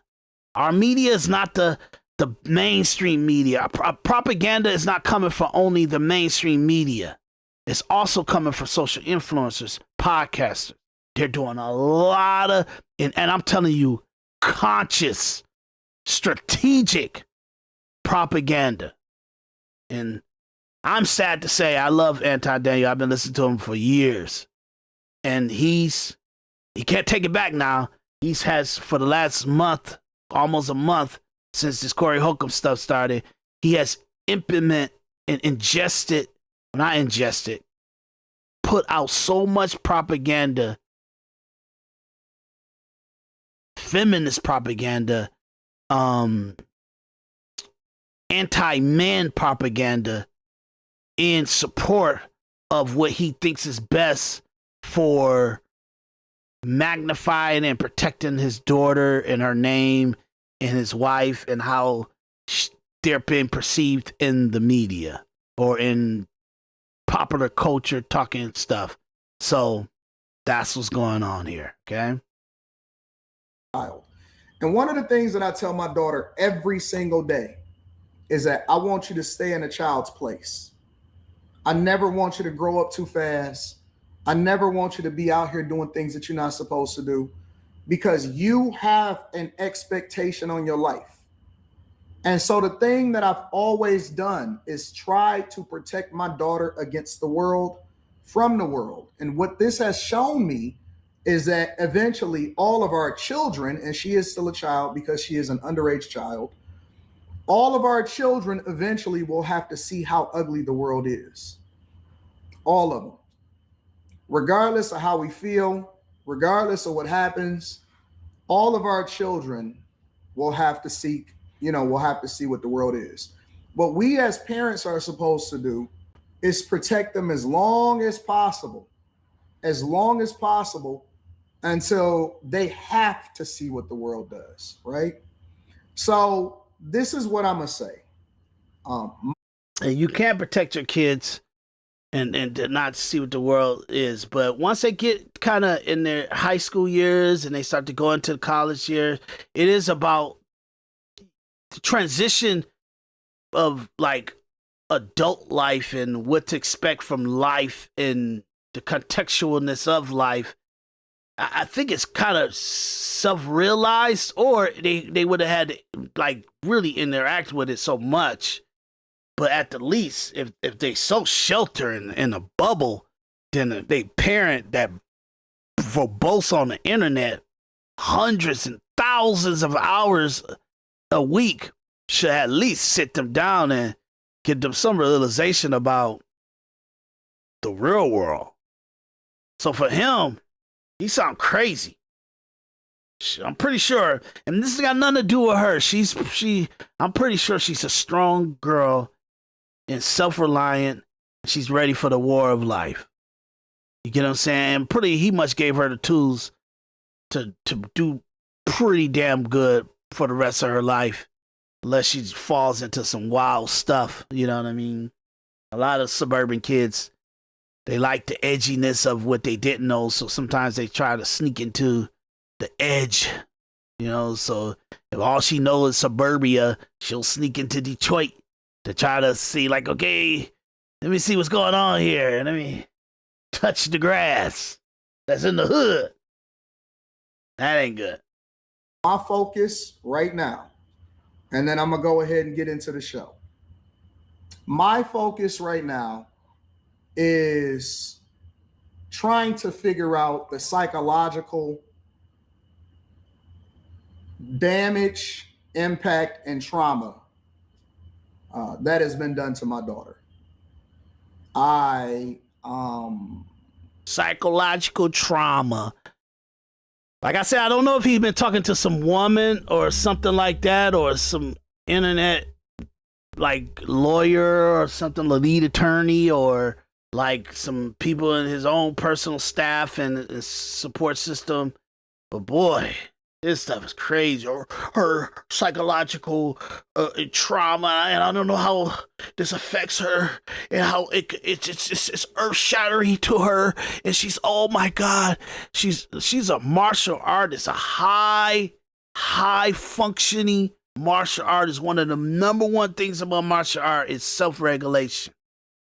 Self-regulation and how to behave and understand and have realization of how you need to conduct yourself and come to terms with the weakness of other people and how to use it, if you have to use it for battle, if you have to use it for or sympatheticness. That's what martial arts teaches you. Not only just how to fight and protect yourself, but it also teaches you how to manage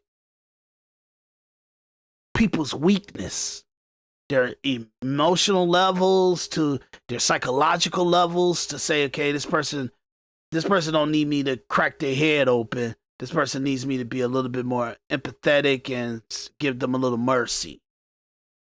That's what martial art teaches you.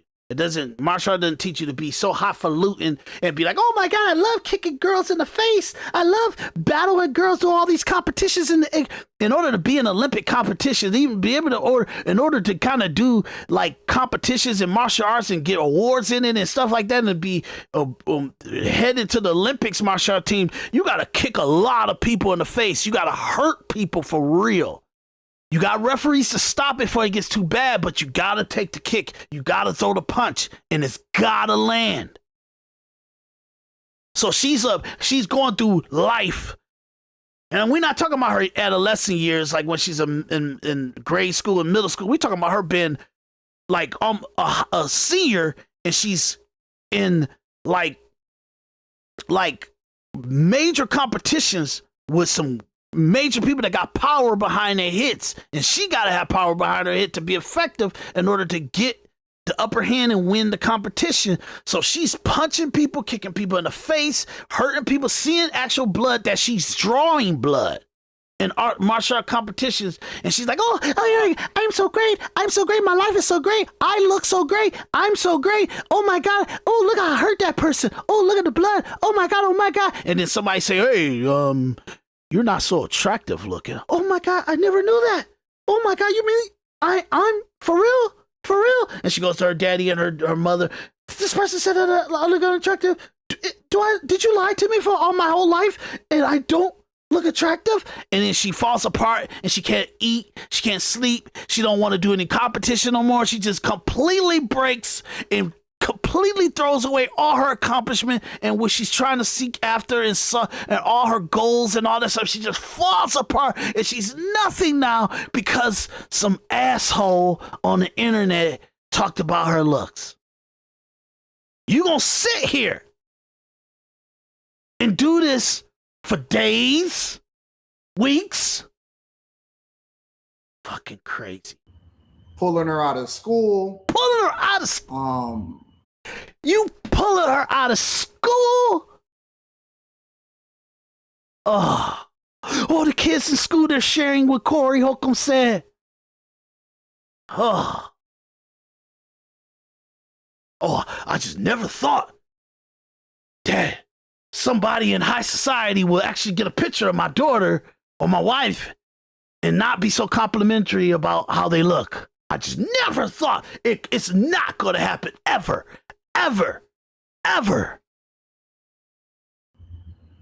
Early therapy, making sure that she is protected, trying to see what the fallout will be as far as her having to be removed from some of her competitions. Her having to be removed from some of her competition. And he just says that. And people like, look, I'm evaluating this stuff probably weeks after this stuff happened and stuff. But this is crazy. People let him say this, and you're like, hold a second. You taking her from her competitions? Holy shit.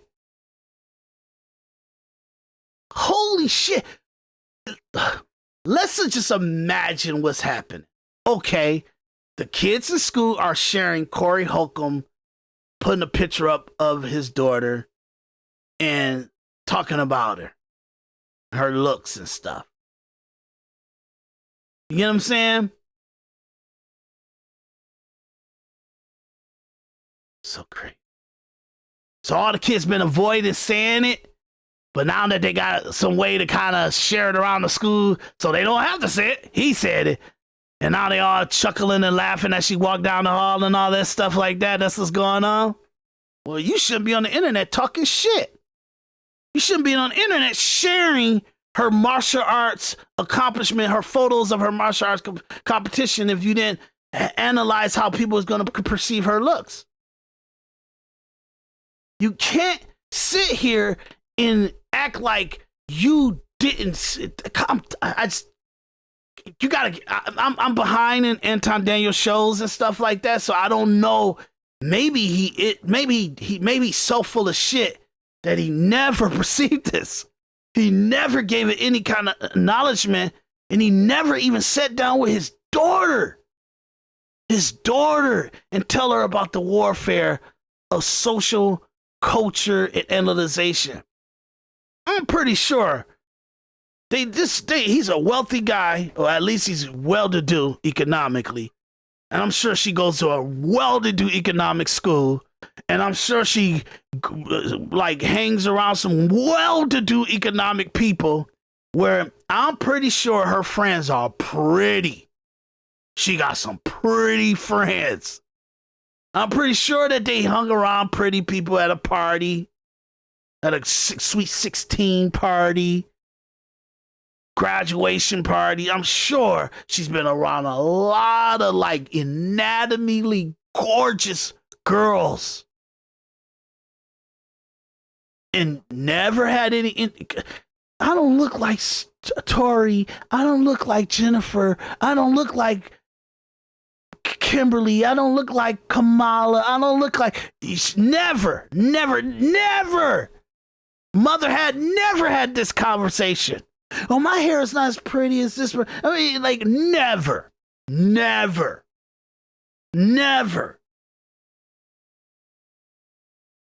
Yeah, maybe he never did. Because of a lot of different things, including online bullying and psychological damage. Damage. There's a lot of fallout from what happens to my daughter's life because she is so accomplished. She has some of the greatest schools in the United States of America that has been seeking her out, scholarships, looking for her to join the team. She is on track to be a United States Olympian. She was supposed to be possibly in the next Olympics.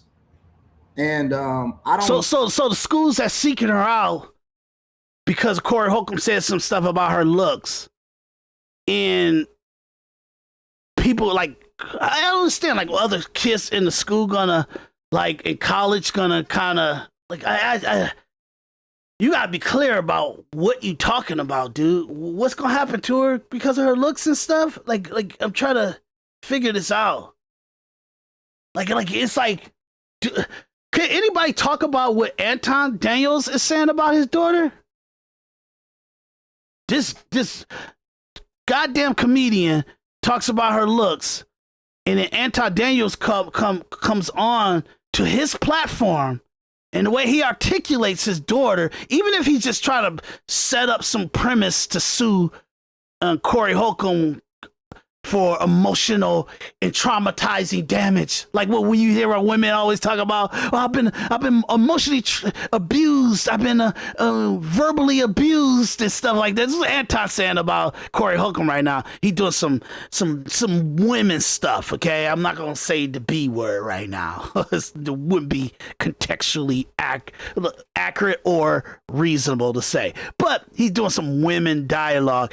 But like. He's coming on and saying, oh my God, I just didn't know that somebody would have had the nerve to communicate what I've known to be the truth, or I've known to be a realization, or I've known to have some kind of relative understanding to why they said that, or what's the context that they said that in, or what's the structural visualization that they said that in. I just never knew that I would have had to kind of have a conversation with her about this, or she would have to have a conversation with me about her looks. So in evaluation of that, if it's not true, then people will be like, oh my God, you crazy? Corey, crazy. You think this girl beautiful? She's beautiful. You wish your daughters look like her. You wish your wife looked like her. But though Anton can't come on here and say in opposition that he was this stupid. Everybody know my daughter's gorgeous. He can't say that. He sits here in a way validates the communication of Corey Holcomb. That's wild. That's wild. She's a young lady. I seen her picture. That was the first time I seen of her. But come on. She ain't in a way where it's like she's in competition, so she maybe don't have her hair pritzied up and stuff because she probably was sweating and fighting and all that stuff like that, and she put it into a little bun and stuff like that. But like, dude, you coming on here and making it seem like she's worse than she is. Like, oh my God, this is traumatizing that my daughter, she's found out that she doesn't look like Halle Berry. Oh my God. My daughter, she woke up and heard this stuff that this comedian said about her, and she looks in the mirror and she says, oh my God, Dad, I don't look like Halle Berry. Dad, I don't look like, who's another attractive black girl? There's a lot of them. I don't look like Shania Latham, or I gotta look some stuff up. I would see all the pretty black girls that I kind of know of. I don't think the public knows them because they like, you know, the lady that plays on. It's a show on HBO. Not HBO. Apple TV, and it's called Surface. Like, God, she's like one of my favorites. Like, I don't know her name because she's not well known out there. But people know her when they see her face, you know what I mean? Or we're like, oh, what's the girl, the lady from Scandal or something like that? Because that may be a person that everybody knows and stuff like that. But she wakes up and say, oh my God, Dad, I found out that I don't look like this specific black person. And he should say, no, you come on, this is ridiculous. You know what I mean? You know how you look dialed up. You know how you looked when you're kind of not in competition and you're fighting, and that picture only shows how you look after you get to beating somebody's teeth in. You get what I'm saying? He ain't saying that. He's kind of saying, well, you know what?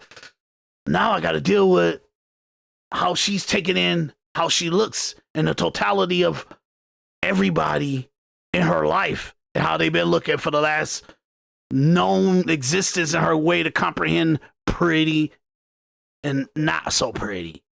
You know what I'm saying? I don't know. I'm not saying that she's not pretty. I'm really mean that. I'm not saying she's not an attractive person. I'm not talking about her looks. I'm saying in the context of her being out with her friends, her being in competition, her being around magazines and the internet and watching TV and sitcoms and movies and music and all this stuff like that, her favorite concerts and stuff. I'm pretty sure she's been out there. She knows what's up. She drives her own car. She goes to different restaurants and stores and stuff like that. She's seen pretty girls. So she can rate her own self. And he's coming on here like, oh my God, I just never thought that I ever have to have the conversation with my daughter about looks, about the grandioses of the really pretty girls and to the non-attractive girls, to the girls that are all right in 10s, 3s, 4s, 5s. Like I never, ever. You yelling around in your house when they're there. And you don't hear her think, you don't think she has any comprehension of how you evaluate women's looks. Knowing that how you pick your panel, how all these different girls from the show comes, like, it's ridiculous, man. Know how damaging this is to her psyche. I don't know. Don't talk to me about psyche. I love these social media influencers and these podcasts start talking about this highfalutin intellectual conversation about psychology. A psyche. Oh my God, dude. Psyche. Her understanding looks and attractiveness, that's a psyche that's like, it's very, very, very rare that she hasn't been able to actually understand the psyche of attractiveness and looks and beauty and stuff like that over like for her to just start to come into context with this or start to being able to comprehend it or evaluate it in like the age of 17, that's rare. That's rare that a girl has not been able to be in the psyche of looks and attractiveness and the way that society evaluates beauty and looks. This is crazy. Don't talk about when people start saying these words and stuff, man.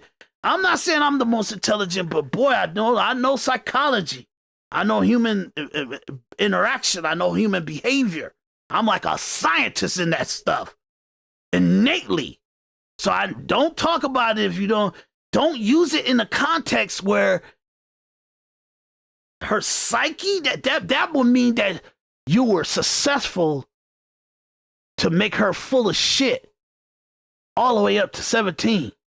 You were successful in doing that. And wow, we're looking at a science situation of what the effects of a father making their kid full of shit. Wow. Who knows? This can be a lifetime of damage. We don't know what butterfly effect things that we do to our children. Yes, what you do to our children, which, look, I truly believe she's a strong woman. And when the time comes, she'll be able to, he can hand off the reins to her. I truly believe that. Which, in order to take over the business of social media, and obviously he probably don't want her to get into this business. He probably wanted to just take over the real estate stuff and all his economic portfolio stuff. And if he's doing that, then he don't like. I just don't think that. I really believe that being a martial artist and being that achieved in so many years, I just don't believe that she's like not ready to battle all scenarios, and she got a strong personality about herself. Because I don't care how you look, what holds your head up high is how you evaluate yourself and your own dignity and your own evaluation of how you contribute to society and the world. And if she got good, stable, strong back foundation of that, she don't got to worry about how people evaluate how she look. But her daddy's been a fucking, it's crazy. And the one thing that most fathers, Black fathers, try to do is they try to make sure that their children are protected.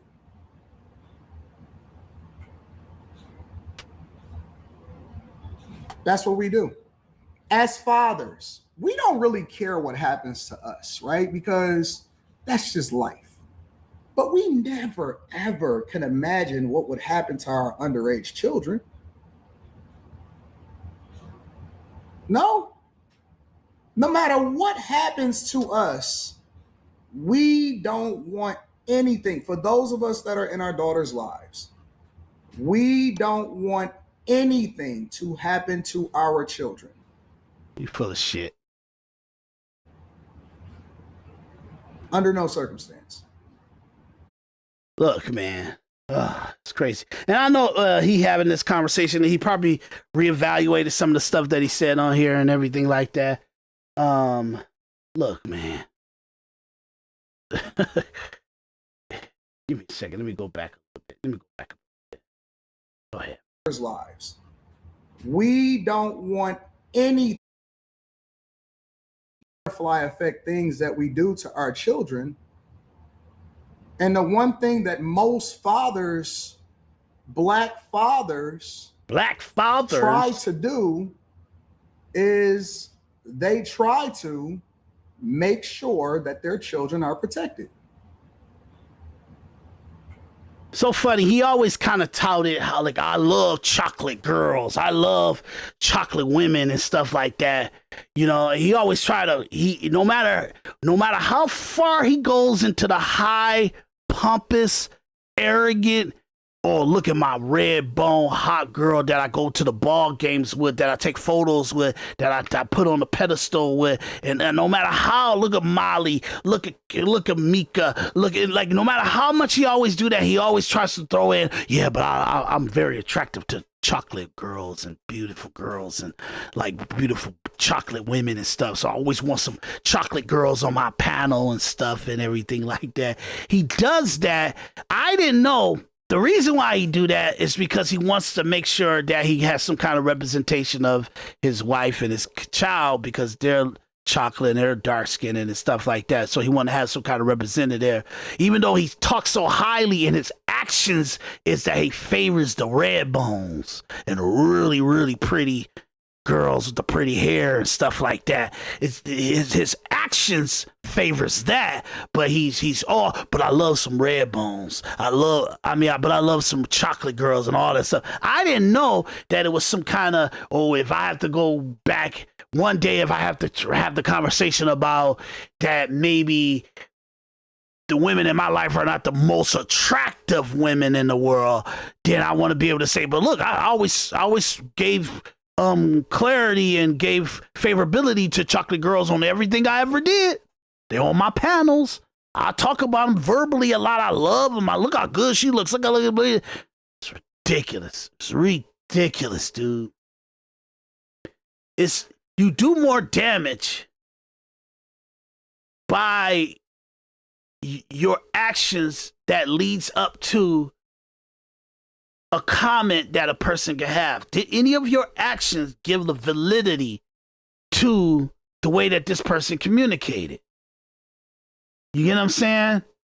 So now it's like, okay, see, what Corey's problem is that he spoke like what he felt about going do a deep dive into who Anton Daniels is and what his family is, how his family look and all that other stuff. And when he came across it, he started to have all these comedic thoughts inside his head. But then where he got the photo from was fair use. It was fair use. Hey, this person's in public. They put this person in the public eye. They put this person on Front Street. They put them into the public to say, hey, look at my daughter. And then I'm looking at your daughter, looking at the pictures, because I'm trying to find out who you are. And I came across this. So now I'm able to share it because it's public use now.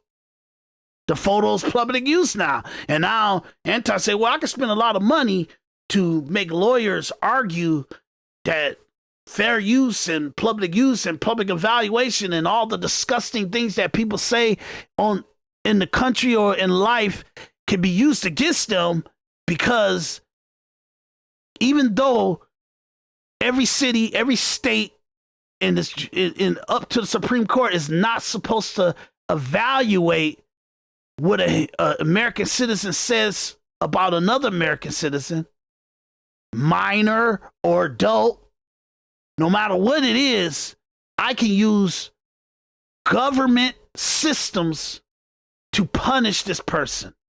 Though their constitutional right says, no matter how grotesque it is, no matter how ridiculous it is, this person has no regulation on the freedom of speech. We can't even put a statute that you can use the judicial branch, that you can use court proceedings to give a person an abridging of their freedom of speech. And you say you're principled conservative and all that stuff. Yeah. You're for freedoms until it inconveniences you. That's the problem here. That's the problem here. I think your daughter is strong. I think she got favorability and visualization and her posture and who she is and how she carries herself enough to guide her all the way through her life, where she would be loved and she would be cherished and she would be favored by men to whoever wants to court her for marriage. I don't think she's going to have any issues. You saying, well, I still don't want nobody to evaluate her. Well, keep her out of the public eye. Nobody wants to evaluate somebody they don't know. Somebody they haven't seen. Somebody they don't have any contextual understanding of if they're right or they're wrong. This is ridiculous. You can't protect her. You cannot protect her from damage you do by running your mouth. That people counteract how you run your mouth with the contextualness of, okay, who is this guy? Okay, when this guy marries and he spits out a kid, what is that situation like? Is that something I can use? Is that something I can like evaluate? Would it be better than what I did? And that's how that is.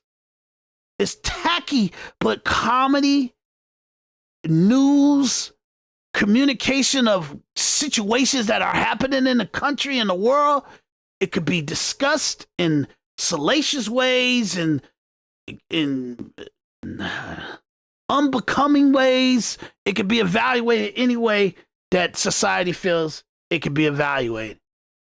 That's the bad part about living in America, about being an American citizen. You have constitutional rights, and Congress can give no laws to the abridging of the freedom of speech. Congress can give no laws to the abridging of the freedom of speech.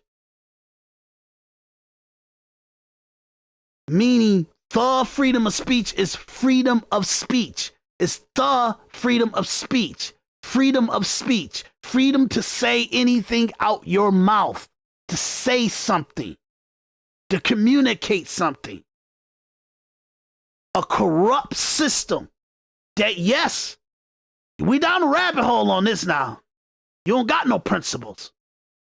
Your principles is in condition of peace.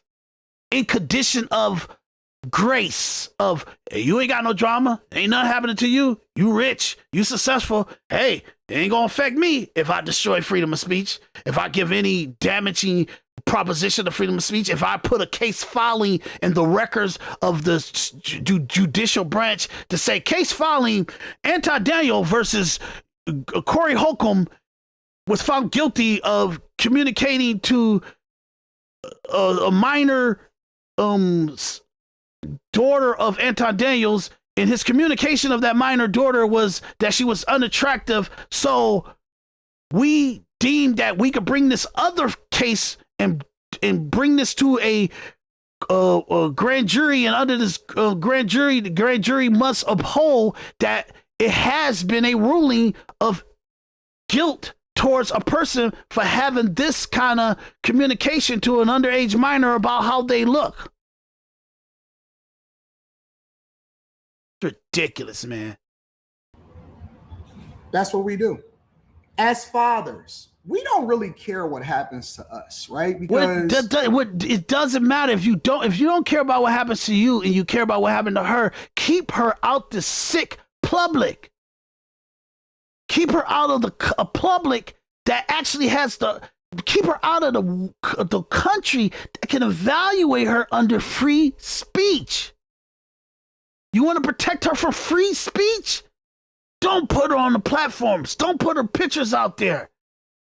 Only person that need to know about your daughter is the people she compete against, her fellow students, your family members. Don't need to be put on to worker. So every social media person that you know, or your friends or the followers and all of them could comment and say, "Oh my God, your daughter's very accomplished she knows she's accomplished." That's all the gratification she needs. All the gratification she needs are by her family and friends and loved ones. She don't need it by thousands and millions of subscribers and followers under your platform, your identity.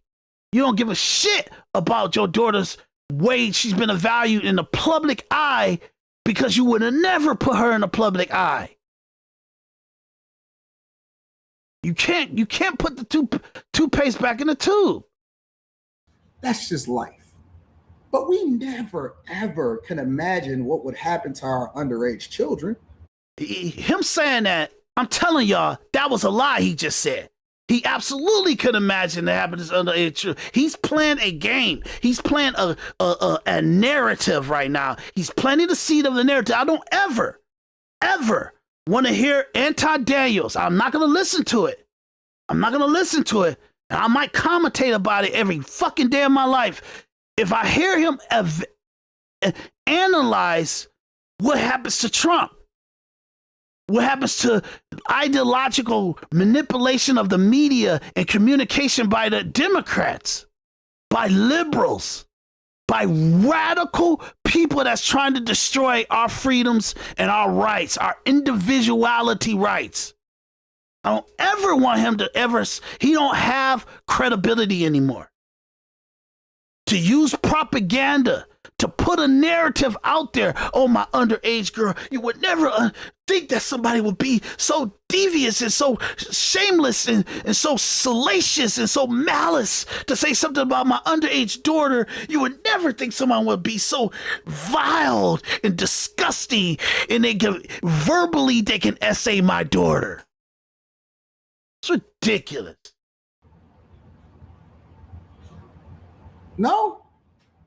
No matter what happens to us, we don't want anything. For those of us that are in our daughters' lives, we don't want anything to happen to our children. I don't know your daughter. She's not my daughter. I don't have no relativeness to her. I don't have any kinship to her. But I don't want nothing to happen to your daughter. I don't want nothing to happen to your daughter. But I can't save her from you. I can't save her from a verbose, big mouth father that touts her when she doesn't even need it. She doesn't need you to put her on your platform. She doesn't need you to share her pictures. She doesn't need you to tell your audience her name. She doesn't need you to present how great of accomplishment she going. Your daughter deserves for you to protect her from people that don't really care. It's all event stuff for them. Anything happens, it's event. Charlie Kirk gets murdered and stuff, and people don't give a shit that the number one person that can't get killed, it was 3 people that can't get killed in our life, in our country right now. Number one, President Trump. That ain't good. I don't care about him being a conservative or a liberal. It ain't good if the president gets killed. That's terrible. Number one person is just disruptive, not to only the family of a person that gets like a president would get murdered, but it's disruptive to the citizens and how they perceive the government, how they perceive society, and they act upon that immediately. So that's bad. Second person is nothing can happen to his wife.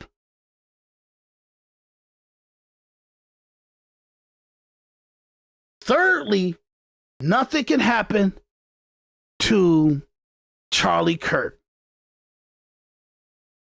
That ain't good. Something happened to Charlie Kirk, it ain't good. He's the one that actually had the new formula for the next 20 years of how the Republicans can actually win majority the elections that they run. He had it. He had the system, and to leave it to like his weak ass wife and the weak ass organization of TP USA, he didn't perceive that. These people that have no communication awareness, they don't know how to control the narrative, they terrible. And he didn't know that he would have had to pass that torch over so early. That's a fault of him perceiving the situation and accomplishments that he actually accomplished. So in the vein that you can't perceive, like, I don't know his daughter and stuff, but I don't want nothing to happen to his daughter, but I can't protect her from him talking so much stuff and him putting so much and judging people so much, because that's what social media, high accomplished people and people that they pass the fray of poverty or economic instability and stuff like that. They get into these analyzations of everybody in society, and if you're a leveled up person, if you got money, if you're six figures or more person, and all this other crazy stuff, they start to analyze all the people that they need them to do service for them. You got to perceive, if you run your mouth how you run your mouth, everything's on the table verbally. And very much if you put it into the social media platforms, everything. If anybody posts anything in social media, Instagram, Facebook, the platforms, YouTube or anything, it's all under scrutiny. It's all under analyzation. It's all under communication of what can be communicated. I think it's terrible what Corey Holcomb said. It's ridiculous. It's tacky as hell. It's slime ball stuff. But you put her out there. Under no circumstance. And so I don't know. I think that a lot of people don't really understand the impact. And I'm speaking to all of us, for all of us. We don't always know what the impact is to our children. We don't know the psychological damage, the emotional damage, the wreck that happens in their lives when other people go after children. I thought that children was off limits, but I guess not. So my number one concern. Yeah, guess not. Yeah, we all guess not. Hey, sorry for stepping away a couple of times, guys. I buy so many of these hoodies and the hats and stuff to make sure that I got a lot of them, so I change up, and it looks the same, but I got a lot of them. It's like my uniform. Sorry about that. Go ahead. We don't know the psychological damage, the emotional damage, the wreck that happens in their lives when other people go after children. I thought that children was off limits. Like it's like she's like a little 7 years old and 10 years old, and he's just kind of been a ferocious animal to a child. He's making it sound like he SAing his daughter. Like he did some salacious thing. These are what women use to destroy men. Destroy men's they credibility, destroy their actual position, because women can make an allegation.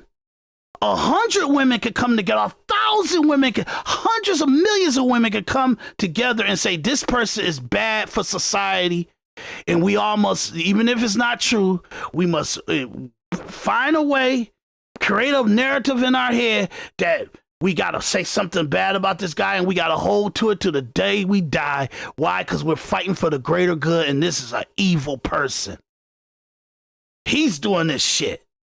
Creating a narrative. Keep saying it. Keep phrasing it. Keep saying it, because with the Saul Alinsky, corrupt Henry Wallace, and like Barack Obama, all of them, they know this psychological mind fuck that they give to society. Say something, and the media does this all the time. Say something and say it a million times, say it all through the day. Say it every time you communicate, phrase it the same exact way, and then people start to psychologically remember it in their head, and then they start to say it like they thought of it themselves, and then they start to articulate it like they came up with it themselves, and it's part of their vernacular and part of how they communicate, and then they start to believe it, and then they start to will and actually be okay with certain things happening, because that's what's supposed to be happening. See, that person should have did that. This is crazy. You got people in his chat saying, oh, Corey fucked up this time. What? He ain't talk about nothing but like accusing a guy for verbally essaying his daughter and calling her a child, a minor.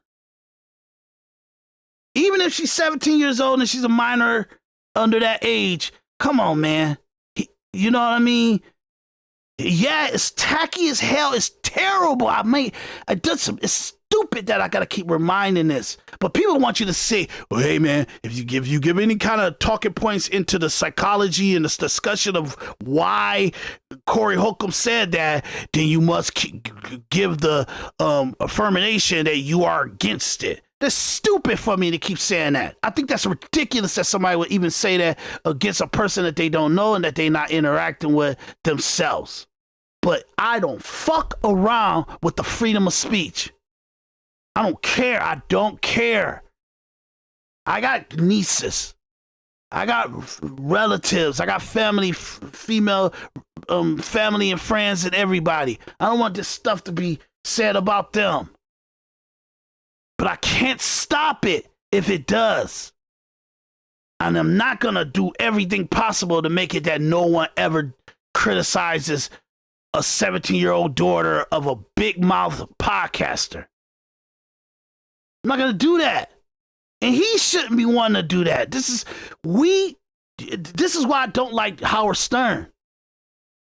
Because he made a fortune off of belittling in devaluing men's wives, their daughters, their girlfriends, women, all kind of stuff. And he kept his daughters off, full off limb, don't even put them on camera. I don't know. Nope. I want to make sure that you guys don't do nothing and have no narrative against my daughter. But I'm going to be an asshole. I'm going to be disgusting in judging your daughters and judging the seeds that's walking around here, female stuff that's walking around here. I'm going to be disgusting with these women. It's ridiculous. And then it's like, oh, y'all care. I like freedom of speech until it inconveniences me. Until I got to be the actual spectator to somebody's freedom of speech because they got better reach than I got. They got a better platform than I got. They got better valuation than I got. They got better value in public eye than I got. They got more of a microphone than I got. They got more prestige than I have. They have more elevation than I have. And then I'm going to hate them and I'm going to go along with the chorus to try to muzzle them. That's where Anton Daniels is being right now. I don't know why. I'm more speaking out of high disappointment than anything. But I guess not. And he's not serious about this. This is some narrative. He's got the. Oh, I'm just saying this. It's like all that feminine physicality that he has right now. That lets you know that he's playing obtuse. He's been coy. You get what I'm saying? He's been very trickery with it and stuff like that. This is not really how he just verbosely talking and he just straight from the top of the cuff. This is a speech. This is a mind fucking manipulation propaganda he putting out here that he came on to talk to y'all and to try to act like y'all somebody special to him. No, I want y'all to move and do and speak and mobilize how I want you to be for my outcome. And you so goddamn dumb that you look at me as your hero. We don't know the psychological damage, the emotional damage, the wreck that happens in their lives when other people go after children. I thought that children was off limits, but I guess not. So my number one concern, and I'm going to say this, and again, this is for all of the civil, awesome Black people out there and people in the United States of America that want to ensure that their children are protected. Look, I got, like I said, I got nephews and nieces that are running, that are born into this ridiculous society we have right now. Ridiculous society right now. Yes, we want them to be protected, but the way you protect them is to not put them into where your protection starts to dwindle down. In your house, it's probably you in your house, you and your doors locked, you in security zone is most likely the optimal possible protection you can give to your child. When you send your child to a private school or anything like that, and they're in the vicinity and they're in the control and they're in the protection of the school and the structure of the school's protection, you kind of lose a little bit of safetyness and protection over your daughter. But for some reason, it's convenient and it's valuable for you to relinquish that kind of protection over your kid. You're cocky, you're arrogant, that the school and the structure and the money or whatever the status of that school situation is, it's most likely going to keep a pretty similar protection over your kid as if they were locked in the house with you. Okay? But you do relinquish some protection there. Okay? Your kid grows up, learns how to drive, and now they're driving on the road by themselves. You definitely relinquish protection right there. Or you let them go to the mall by themselves with their friends and all that stuff. You definitely relinquish protection there. Okay? Now it's up for grabs. Now you under circumstances. Now you're under scenarios that you haven't pre-perceived that could happen. Or you haven't made precautions and understanding of the possibilities that this could happen. You relinquish some power. You relinquish some protection there. Okay? All the way to the point where you start to be your house, who you are, your name has now, it does numbers of millions of people observe it and going by your actual persona or your name or your actual valuation on a day-to-day, month-to-month, year-to-year basis. Now you're in the billions that people have somewhat come across your family, your name, your essence. So now the protections in different scenarios, school, home, cars, mall, all that's even less because now scenarios of grandeur, scenarios of multiplication start to actually play a factor into the possibility. Come on, dude. It's ridiculous that no one in America will ever have some self-respect about their freedom of speech and ever say anything about your family. It's crazy. That's crazy. And that's a society that we have here. That these motherfuckers, they actually want a society like that. That nobody criticizes. How many times have you heard a joke? I heard Bernie Mac on the stage talking about how ugly his nieces look or how gay his nephews was and all this crazy stuff. I heard comedians talk about crazy stuff about little kids. Do they actual how they look and all that stuff? Do they act? I heard it 100 times. There's so much stuff out there for it. It's stuff in movies. Come on, dude. That no one will ever have self-respect to their freedom of speech that they will ever communicate something vile and disgusting to your daughter. It's ridiculous. Number one goal. My number one goal. It's a shitty goal. You can protect her when you have her in your house in your security. When you start to say, I gotta go get my bag, I ain't got time to be watching over her.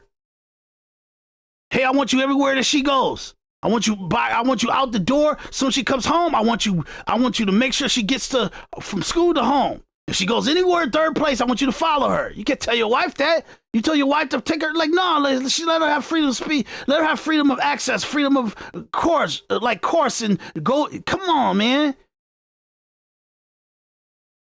You decided to bring her into the public eye. You decided to put her into the vernacular, into the communication of society. You even tell your podcast what her name is.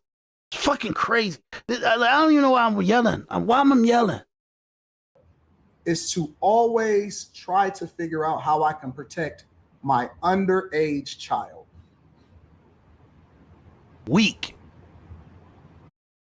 And I want y'all to understand, that's some weak shit he just said. And I'm telling you, it's an oxymoron because he ain't weak. That motherfucker is like bulldog strong. He got strong pride, strong determination. He's a bulldog, an attack dog, aggressive, vile, and very relentless human being. That's who Anton Daniel is. When y'all not looking, and he gotta get that bag. He gotta make decisions. He's aggressive, negative, and black stone if you against what makes sense to him. So for him to act like he's vulnerable and this, oh my God, this is so devastating. That ain't him.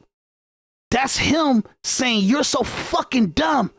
I can manipulate what should happen to what I want. And what I want in opposition to what's fair and what should happen and what's just to happen. What's just to happen is he got to take it. His family, his daughter, his wife, and him, they got to take the criticism, the verbal ridiculous shit that Corey Holcomb say. They got to take it. They can amp it up. They can respond back in kind. But they got to take it. That's the country you live in. That's the freedom of speech that we run on. This shit is manipulation. There's a con job. It's propaganda. My underage child. That's all I care about. I could have never imagined in 1,000 years the psychological damage and the impact. And he's going to repeat it. Oh, put it in your head and put it in your head and put it in your head. Did I do good today, lawyers? Did I do good today, feminist movement? Did I do good today? All the people that's giving me advice on how to make this work, how to manipulate the public to think that that we got disenfranchised in our freedom of just being by this wild guy that just criticized the look of my family. Did I do real good? Did I do real good to shit on the freedom of speech? To get what I want, to get the bag that I want. I want to get $1 million from this motherfucker. I'm gonna make $1 million off of you.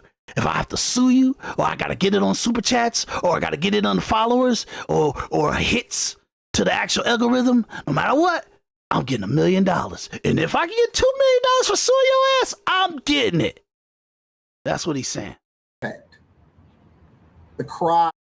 Y'all think I'm just being a complete asshole and betrayal and despicable to Anton Daniels. I watch Anton Daniels show, all the shows, every single day. I don't miss an episode. If I like, obviously right now I'm about 2-3 weeks behind or something. I don't know, it's about a bunch of episodes behind, but I'm gonna watch them. I'm gonna enjoy it, and I'm gonna decompartmentalize myself to say, hey, I don't care what I don't like about the bullshit that he was talking about with this Corey Holcomb stuff. I don't like him going against freedom of speech. I'm gonna watch this and pay attention. Most of the time I'm doing it while I'm listening to it because I got visually to do stuff. I'm building apps. I'm fucking making movies. I'm doing all kind of stuff. So most of the time when I listen to Anton Daniels, it's on some headphones. It's so like I'm hearing them, but I'm not watching it. So because I got to multitask. But at the same time, man, dude, I'm still gonna say my individual perspective.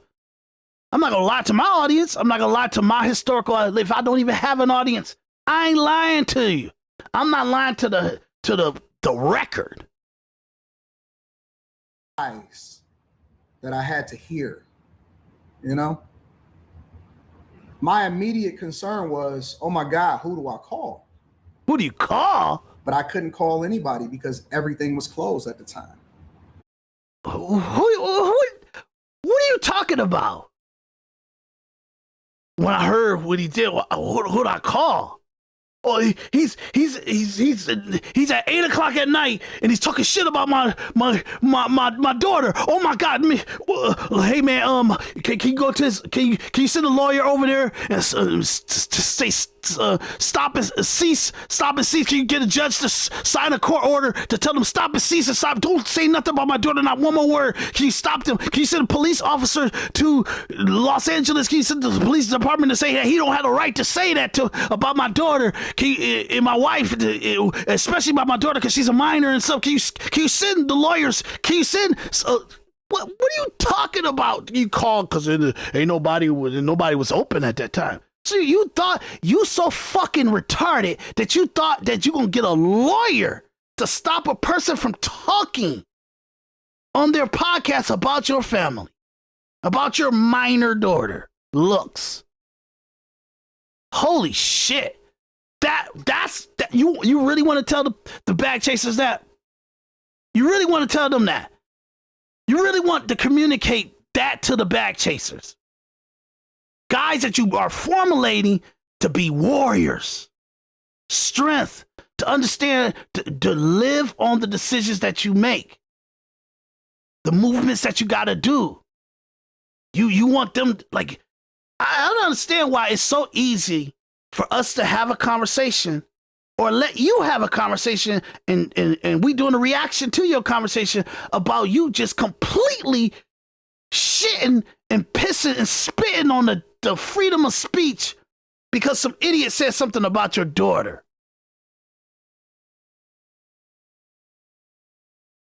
I tell you, I'll say this again. People don't know the country they was living in until Obama. President Obama, the way that he moved, the decisions he made, his rhetoric, and how he administrated his presidency, and then how he communicated why he made the decisions and what the moves he made, he was the first time people start to evaluate, you know what? I think we got too much freedoms in America. I think our constitutional rights are a little bit too lenient. I think we got to restrict the freedoms and the constitutional rights of America. People say, oh man, I'm not for that. Yes, you are. Let me walk you through your everyday living. Walk you through every conversation that you ever had, every thought that you have, every reaction to opposition that you have. And you will see that you spit and shit and kick and scavenge the Constitution on a day-to-day basis. Y'all ain't shit to freedom, to true freedom. Y'all ridiculous. And y'all should be ashamed of yourself only because you tout that you're for it, that you're trying to conserve the Constitution, that you're trying to make it a implementation to us all equally. But truly, put you guys in the right situation, you crumble. You crumble to the faithfulness and the upholding of the Constitution. And that sucks. That sucks. It really does. But I'm going to put it on the record. So immediately pulling her out of school, immediately making sure that I go and assess the damage. Wow. Trying to figure out if we're able. I hope that he's just blowing up this one day, because it's literally Wednesday, the day after he said this a couple weeks ago. And I hope that he's just overblowing it, overemphasizing, over-embellishing it, just because how they feel at the moment that he told her, hey, baby, don't go to school today. You get what I'm saying? But Jesus, man. This is not a good way to respond to a knucklehead decision about your daughter, saying something stupid about your daughter's look. You make her hold her head tall and fight through it. And y'all talk about it. Like, I don't know. I have no idea how you have a conversation about a person's looks. If they perceive that they're the prettiest person in the room, and then they find out they're not the prettiest person in the room, I don't know how to evaluate that. You got to do that. Well, we lied to you, baby. You're not the prettiest girl in the room, and every single classmate that you have, they lied to you to tell you that you were the prettiest person in the room, and everybody that ever said something to you and they lied to you to say that you were the prettiest person in the room? Because I gotta give you the realization, just in case the whole world starts talking about this and everybody start evaluating you and your friends start telling you the truth, because now it's open and it's in the public now. You're not the prettiest person in the room. I don't think you know that. I didn't want to tell you that, or I didn't want to have that but you're not the prettiest person in the room. We all are not the prettiest people in the room. You get what I'm saying? So it should not be earth-shattering to find out that you're not the prettiest person in the room, because we all are not the prettiest people in the room. Okay? This is wow. Same competitions. Coming up. Who are you looking at? Who are you looking at over there? Your daughter? Wife? Piece of shit lawyer? I don't know. Who are you looking at? Literally just text me probably less than 48 hours ago. So it's not your daughter, because she's just staying away from the fray. I understand. All of the different competitions that she had lined up for this year. We were supposed to go to Great Britain. So she's texting you the competitions that she's supposed to go to all this year, because you say, hey, baby, I'm going to pull you from everything just so we can get a bag from this motherfucker. No. What are you talking about? What conversation are we having, man? What are we talking about here? We were supposed to go to a lot of places. I don't know if we can still do that. I don't know if that's possible. Because I don't know if she has the, their brain isn't even fully developed. So your daughter's brain is so weak that she's going to start thinking about Corey Holcomb talking about how she looks and the different crazy stuff that he was saying about how she looks. Sorry. I don't know why somebody calling me. Hopefully they leave a message. But you're gonna actually, Corey Holcomb saying it, and you said that she's gonna say, like, she goes into competition and she's gonna start thinking about what this guy said in the podcast, and everybody in the room might be thinking about this as she's doing her competition, and she's gonna look up and they're gonna be chuckling and it's gonna distract her, and then she's gonna lose the competition that she could have won if she wasn't holding on tight to what he said, or if he didn't make the comment. Oh, and maybe it's a possibility of that, but dude, I just think she's stronger than that. I really do. My judgment that she's stronger than that is because she's a martial artist. I know what martial artists do. And if she's really disciplined in it, and she's actually self-disciplined and self-realized in it, and she's actually going in her own zone with it, I think she understands how to manage the evilness and the vile stuff that people say, and how she must contain her own emotions and evaluate herself and her own self-discipline to comprehend or evaluate it and make decisions and make clear judgments off of it. I just don't think she's this wilting flower that you trying to make her be like. She's probably a very gentle girl when she's not in the martial arts position where she got to protect herself and she's got to afflict a certain outcome to a situation that puts her in competition where she has to execute, or she's going to get hurt, or she's going to be completely beaten and stuff like that. So that's why she turns on that switch and she executes how she got to execute, because it's the discipline. But when she's not in it, and to evaluate knucklehead stuff and emotional situations that goes on, I just think she has dealt with that adversity in certain scenarios, and she's pretty much trained or self-realized to some of the circumstances that could happen in the structure or the environment that you have built their lives around. Jesus, man. You know? No, we don't know. We don't know. Literally. Boy, so crazy. You said a lot of feminist communication today. She had just sent me her pictures, her senior pictures, and She had also sent her schedule.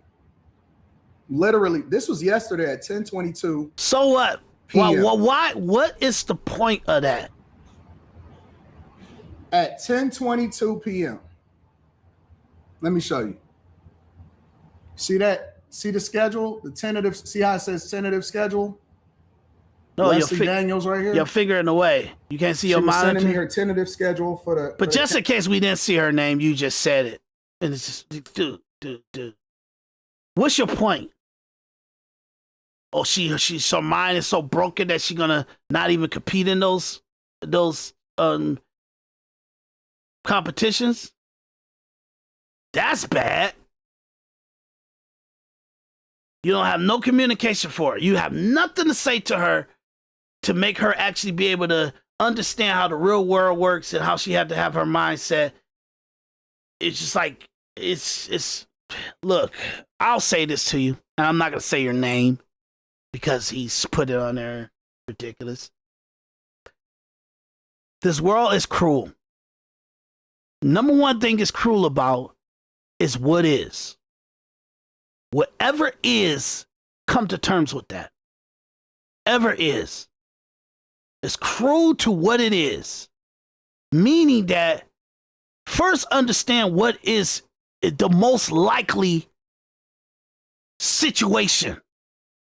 If a person is poor, they must come to terms that they're poor. They must have a realization in comparison to a person in all scenarios. A person with a McDonald's jobs, a Walmart jobs, a garbage man job, a construction job, a plumber job, a lawyer job, a Wall Street job, a doctor job, a judge's job, a senator's job, a president's job, a FBI agent's job, a fireman's job, in comparison to all the scenarios of possible jobs to comprehend. They must say, in the economic standing and what I'm able to do in my life, or the action I'm able to take in my life financially, I'm poor. Once they come into understanding that that is what it is, then they must perceive someone may tell me that I'm poor. Someone may communicate how poor I am verbally to me. And I cannot be overwhelmed with not even being able to understand I'm poor. So when someone brings up the situation to me that I am poor, I cannot let this person be the person that makes me realize what is. I must be stronger than that. I must perceive it preemptively about I'm poor. And now I must say, how much respect do you want to have for yourself? Do you want to actually keep walking around and every day, daily, you just live in the poorness? Or are you going to do something about it? That's life. Obviously, I'm pretty sure you understand when it comes to looks, you don't have to worry about going under the knife or anything like that. That's crazy. That means that you don't have any respect to the features and the beauty that you do possess. So in that situation, you must understand that in totality of all women, all looks, all valuations under the sun, here to Dubai, to Africa, to England, to America, to Canada, out of all the valuation, most likely you're going to come across people that you might feel you're prettier than. That's how you got to evaluate it, because it is what it is.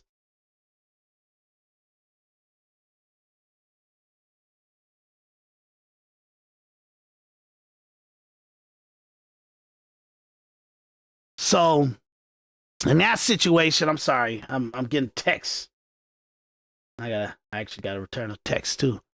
See, so much stuff going on because I'm on this podcast too long. Important people are hitting me up right now. You know what I mean? This is money situations and stuff too. But in that situation, you got to evaluate it in that situation. Trust me, no matter how bad you let other people make you feel like your life is, it's worse. And it's ridiculous. Don't ever let another person give you value. If you're going to judge yourself like that, you got to judge yourself to the full perspective, the full canvas. And it's just ridiculous. I don't know what you feel like. I don't know what your dad is saying. I don't know how he evaluates you, but how he looks at you is probably lower than he probably should, because he thinks, oh my God, you found out the truth. That's how he's looking at it. I don't think it's that way. That's how he looked at it. And we only having this conversation because he brought you into the spotlight. And then Corey Holcomb say something and we're reacting on it and stuff like that. Why? Because most people talk shit just to get money and all that stuff, but I ain't got no viewers, okay? I don't really have the viewers. I don't have any exposure. I'm saying this to put it in the individual perspective record. Somebody ever come across this stuff, it'll be interesting to hear how objective I am. And I think that's entertaining. So I'm finding scenarios and different situations that I can put my individual perception and ideological point of view in. And it so happened to be that the hottest situation that was coming across the screen was Anton Daniels versus Corey Holcomb. Calendar year. I don't know if she'll be able to do that.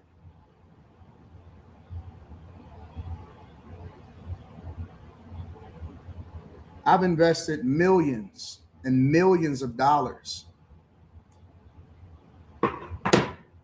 Millions of dollars into the well-being of my child.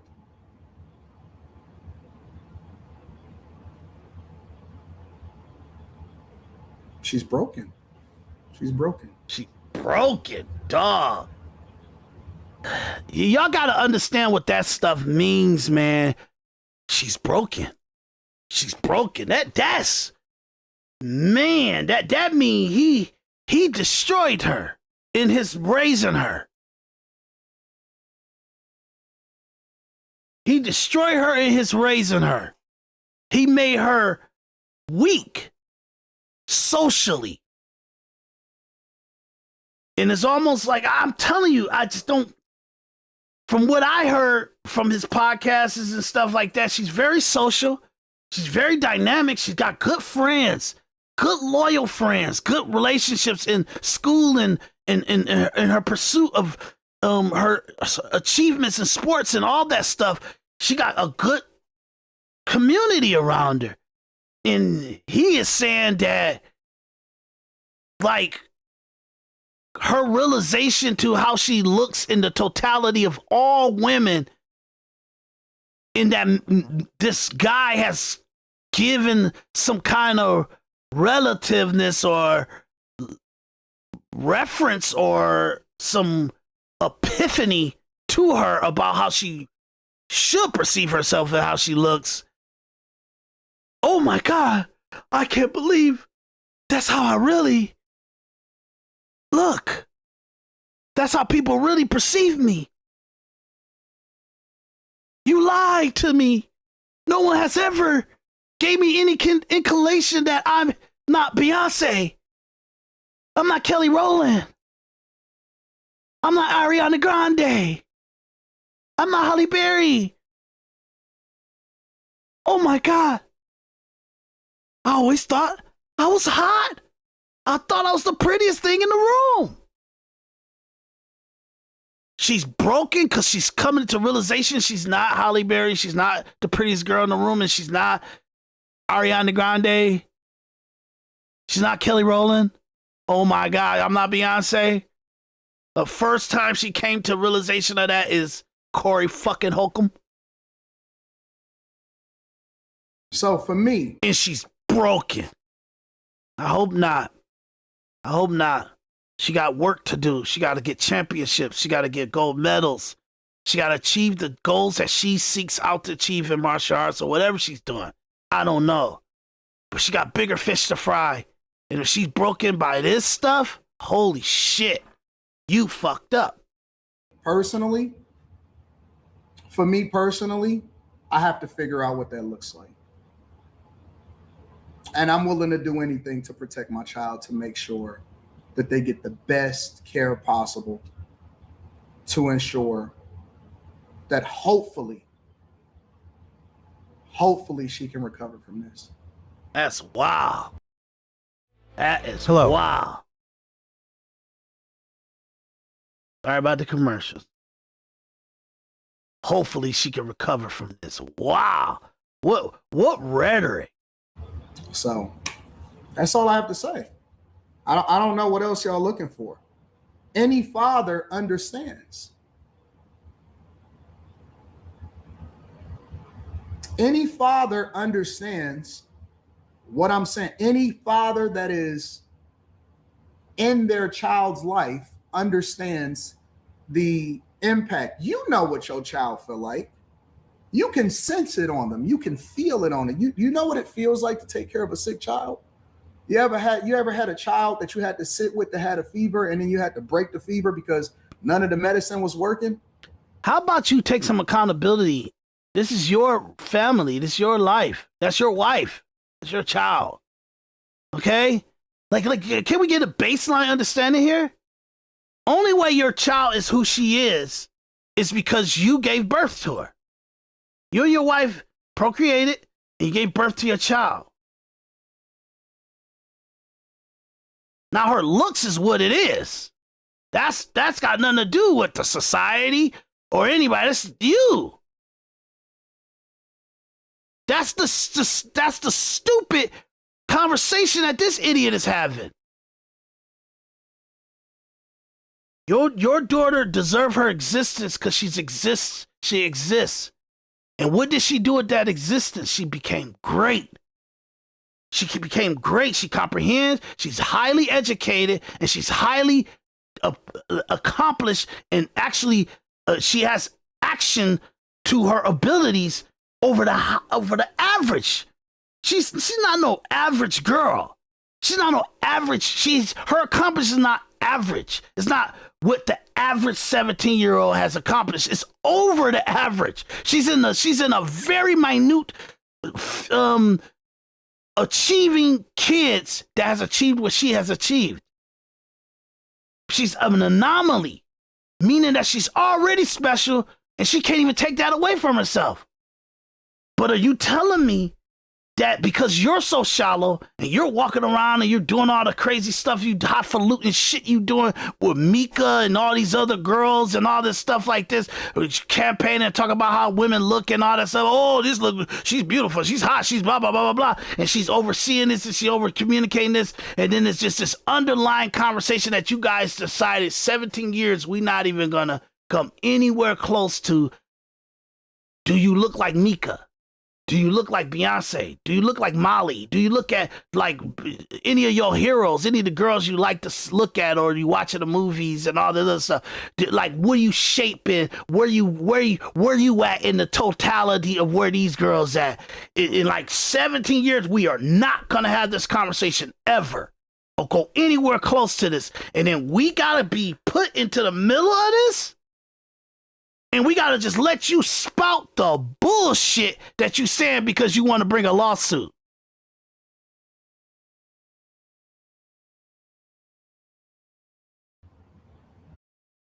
Psst, eat the meat, spit out the bones. He's a fucking Swiffer. He's a vacuum. He's a microfiber fucking towel after you wash your car. He has purpose. But you eat the meat, spit out the bones. Don't take this motherfucker as like he's your father, or he's a father figure, or he's something that you don't have. Respect yourself to comprehend. You don't need to graduate from high school to comprehend. You need up to a 9th grade education to understand everything under the sun. Take what he got, take what he teaches, and spit out the bone. Don't get this motherfucker no respect more than what he should have. You should be able to say, Anton, really, dude? It's ridiculous. Have respect. Pay to the Patreon so he can keep the flow of whatever he needs to do. But this is wild. That's why I'm so scared to become members of people's like platforms, like they're like Fresh and Fit or the Bag Chaser or something like that. Because once I do that, that means I bought into everything. Like you're gonna uphold everything you say you are, everything you present yourself as you are.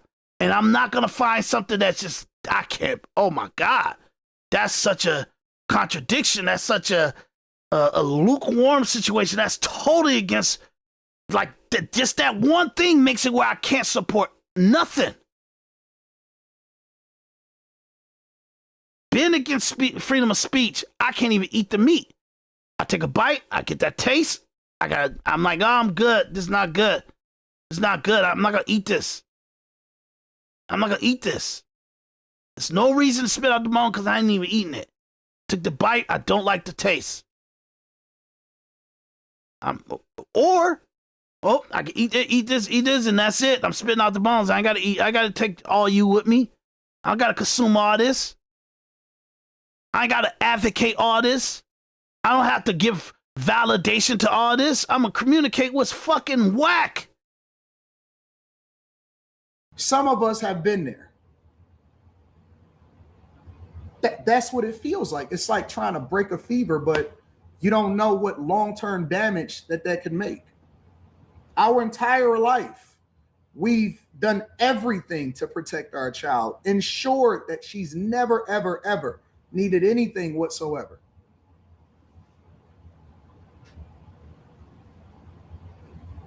And the only thing you guys couldn't protect her from was someone's opinion about her looks. That what you telling me? Look, guys, I look like one of the biggest establishments in our state needs my technical help. Okay. So I got to do this in the next 20 minutes, and it's going to take me about 15, 20 minutes to get there. Okay. So I'm going to end this. We're going to come back right where we left off at, right here. Okay. I know we got a lot. I know I talked about an hour philosophically, but we're going to wrap this up. I'll keep it a pause. We're going to pause right here. We're going to come back in, and I did hear that my audio was playing doubles of my actual theme music. I don't know why I was doing that, but we're gonna make sure it's turned off. But look, guys, okay,